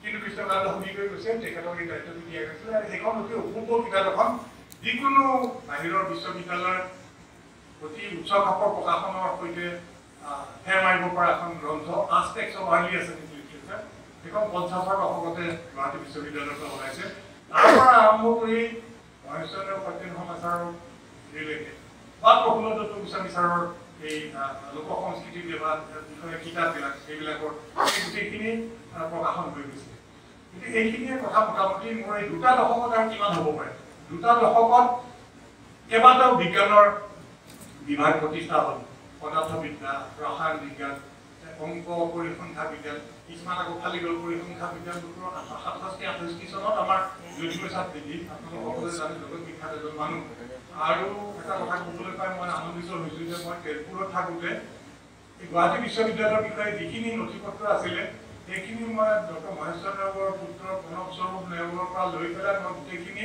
ডিজিটাইজ কৰি থৈছোঁ কাৰোবাৰ প্ৰয়োজন হ'লে তেজপুৰ বিশ্ববিদ্যালয়ৰ ৱেবছাইটৰ পৰা আনিব পাৰে তাত মানে গোটেই সোপা কথা আছে গোটেই প্ৰচিডিংছবিলাক তাত ক'ৰবাত চহী পাব শংকৰজী কালিয়ান তেওঁ ধন ভৰালী এতিয়া তেওঁ আমাৰ গুৱাহাটী হাইকোৰ্টৰ এডভকেট জেনেৰেল F.A. আহমেদ বা ক'ৰবাত ধৰক গোপীনাথ বৰদলৈৰ চহী আছে কিবা একেবাৰে গা হিৰাই যায় চহীবিলাক দেখিলে এইবিলাক বুৰঞ্জী ক'ৰবাত ফখৰুদ্দিন আলি আহমেদ ক'ৰবাত গোপীনাথ বৰদলৈ ক'ৰবাত মাধৱ বেজবৰুৱা তাৰপিছত আৰু এটা শেষত এটা কথা কওঁ যে গুৱাহাটী বিশ্ববিদ্যালয়ৰ মানুহে ইমান ভাল পায় মাধৱ বেজবৰুৱাৰ ভতিজাক প্ৰফুল্ল বেজবৰুৱা মোৰ সৈতে অতি ঘনিষ্ঠ আছিলে আৰু মই কাৰো নামো নকওঁ একো নকওঁ আৰু কিবা সুধিলেও একো নকওঁ যে এবাৰ মানে তেখেত আমাৰ ঘৰলৈ আহে আমিও তেখেতৰ শিৱসাগৰৰ ঘৰলৈ বহুতবাৰ গৈছোঁ এবাৰতো তেখেতে একদম মখা মানে দৈ খুৱাইছে তাত এই বেজবৰুৱাই যে কৈ থৈ গৈছিলে এঠা দৈ ক'ত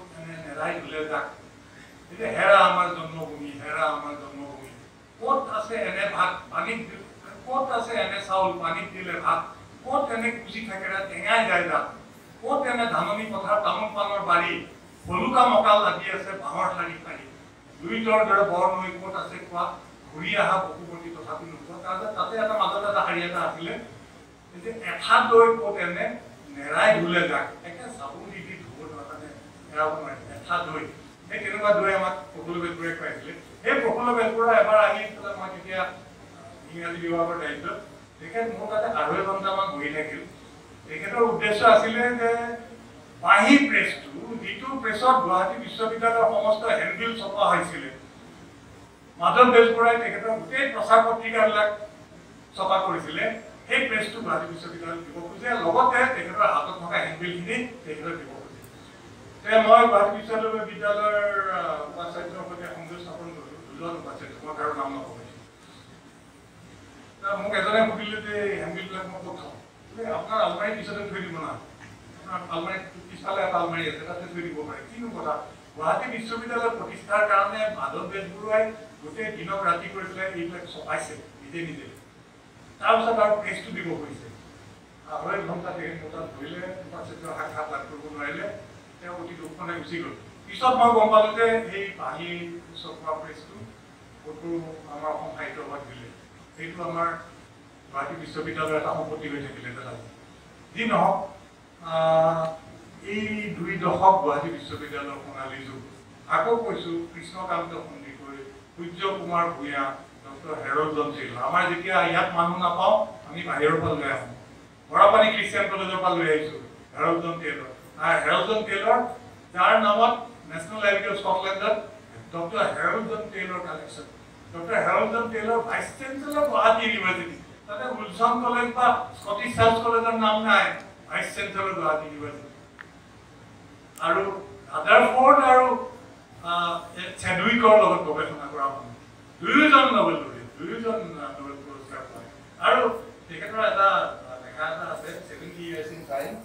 তেখেতে মানে হেৰিৰ কেভেণ্ডিছ লেবৰেটৰীৰ পৰা ঘূৰি অহা বাটত পেৰিছত সোমাই আহিছে, এই মেৰী কিউৰীৰ লেবৰেটৰী চাই আহিছে।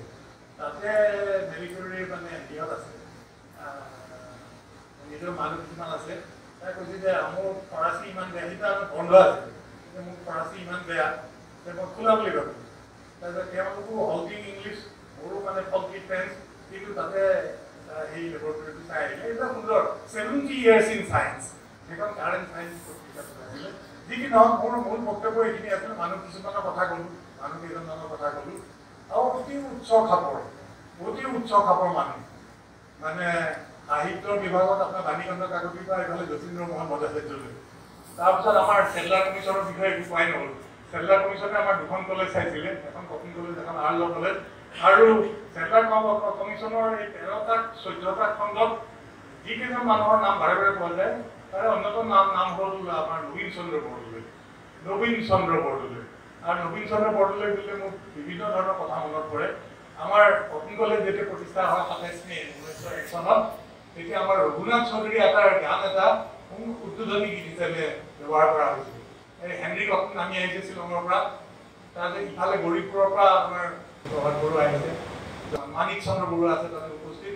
তাতে নবীন চন্দ্ৰ বৰদলৈয়ে হাৰমনিয়াম বজাইছে আৰু ৰঘুনাথ চৌধুৰী এটাই গীত গাইছে, অতি দীঘলীয়া গীত, 20 পৃষ্ঠা গীত এটা। আৰু আপোনালোকে সকলোৱে জানে নবীন চন্দ্ৰ বৰদলৈয়ে গুৱাহাটী বিশ্ববিদ্যালয় প্ৰতিষ্ঠাৰ ক্ষেত্ৰতো ইমান আগভাগ লৈছিলে। আৰু তেখেতে গুৱাহাটী বিশ্ববিদ্যালয় প্ৰতিষ্ঠা হ'ব বুলিয়ে আশুতোষ মুখাৰ্জীক লৈ ফুৰাইছে। আশুতোষ মুখাৰ্জী মানে 18 মাৰ্চৰ পৰা কমিশ্যনৰ কাম আৰম্ভ হ'ব। এদিন আগতে আশুতোষ মুখাৰ্জী সপৰিয়ালে আহিছে। সপৰিয়ালে মানে বকুৰ লগত শ্যামাপ্ৰসাদ মুখাৰ্জী নাই, কাৰণ লেডিজ বুলি পেলাই কোৱা হৈছে। এটা লেখাত তেখেতৰ মানে মেম্বাৰ্ছ অফ দ্য ফেমিলি বুলি কৈছে। এদিন আগতে আহিছে কামাখ্যা দৰ্শন কৰিব। কামাখ্যা দৰ্শন কৰিব কটন কলেজৰ অধ্যাপক এজনক লৈ গৈছে, ভুৱন মোহন সেন। সেই ভুৱন মোহন সেন যি গোপীনাথ বৰদলৈৰ লগত একেলগে এই ইতিহাসৰ এই প্ৰবক্তাৰ কাৰণে তেখেতে হেৰি হৈছিলে, পৰীক্ষা দিছিলে কটন কলেজত। পিছত ভুৱন মোহন সেনে পালে। পিছত ভুৱন সেনে লোকপ্ৰিয় বৰদলৈ ক'লে যে আপুনি ইয়াত নাথাকি কিমান ভাল লাগিছে, আপুনি প্ৰাইম মিনিষ্টাৰ, মই কটন কলেজৰ অধ্যাপক। যি কি নহওক, এই হেৰিত গৈছে to meet the pontiff of Auniyati Satra. Asutosh Mukherjee কৈছে Auniyati Satra অধিকাৰক লগ পাবলৈ। যেতিয়া Auniyati Satra অধিকাৰ শ্ৰী শ্ৰী দত্তদেৱ গোস্বামী ইতিমধ্যে পৰলোকপ্ৰাপ্তি হৈছে। পিছৰজন আছিলে কমলদেৱ গোস্বামী। আপোনালোকে জানে ইফালে যে কি আছে এই বড়োমুখৰ ইফালে ফটাশিলৰ ফালে AKB road মই ভাবিছোঁ AK দাস AK ডেকা AKB road পিছত আউনীআটী কমলদেৱ road এই তেনেকুৱা ৰাস্তা কিছুমান কলিকতাতো আছে যে APCR road এই ৰবীন্দ্ৰ ভাৰতী বিশ্ববিদ্যালয়ৰ ওপৰত এখন দিব APCR মানে আচাৰ্য প্ৰফুল্ল চন্দ্ৰ ৰায় road তেনেকৈ এবাৰ ৰাস্তাৰ নাম দিয়ে নেকি গম নাপাওঁতে মানুহে MG road বুলি আমি জানো মহাত্মা গান্ধী road RT বুলিলে ৰাজেন্দ্ৰ প্ৰসাদ road এই ভালিগাঁৱত এটা যে PMGB road মই বহুত চাই পেলাই দেখিলোঁ পদ্মনাথ গোহাঁইবৰুৱাৰ যি নহওক এই গোটেই নামটো দিব পাৰিলে ভাল কিছুমানে হয়তো মিউনিচিপালিটি মানুহে ভাবে গোটেই নামটো দিব পৰা নাজানো বেছি খৰচ হ'ব যি কি নহওক এইখিনি কথাৰে মই অধ্যাপক নীৰু হাজৰিকাৰ স্মৃতিত অৰ্পণ কৰি মোৰ বক্তব্য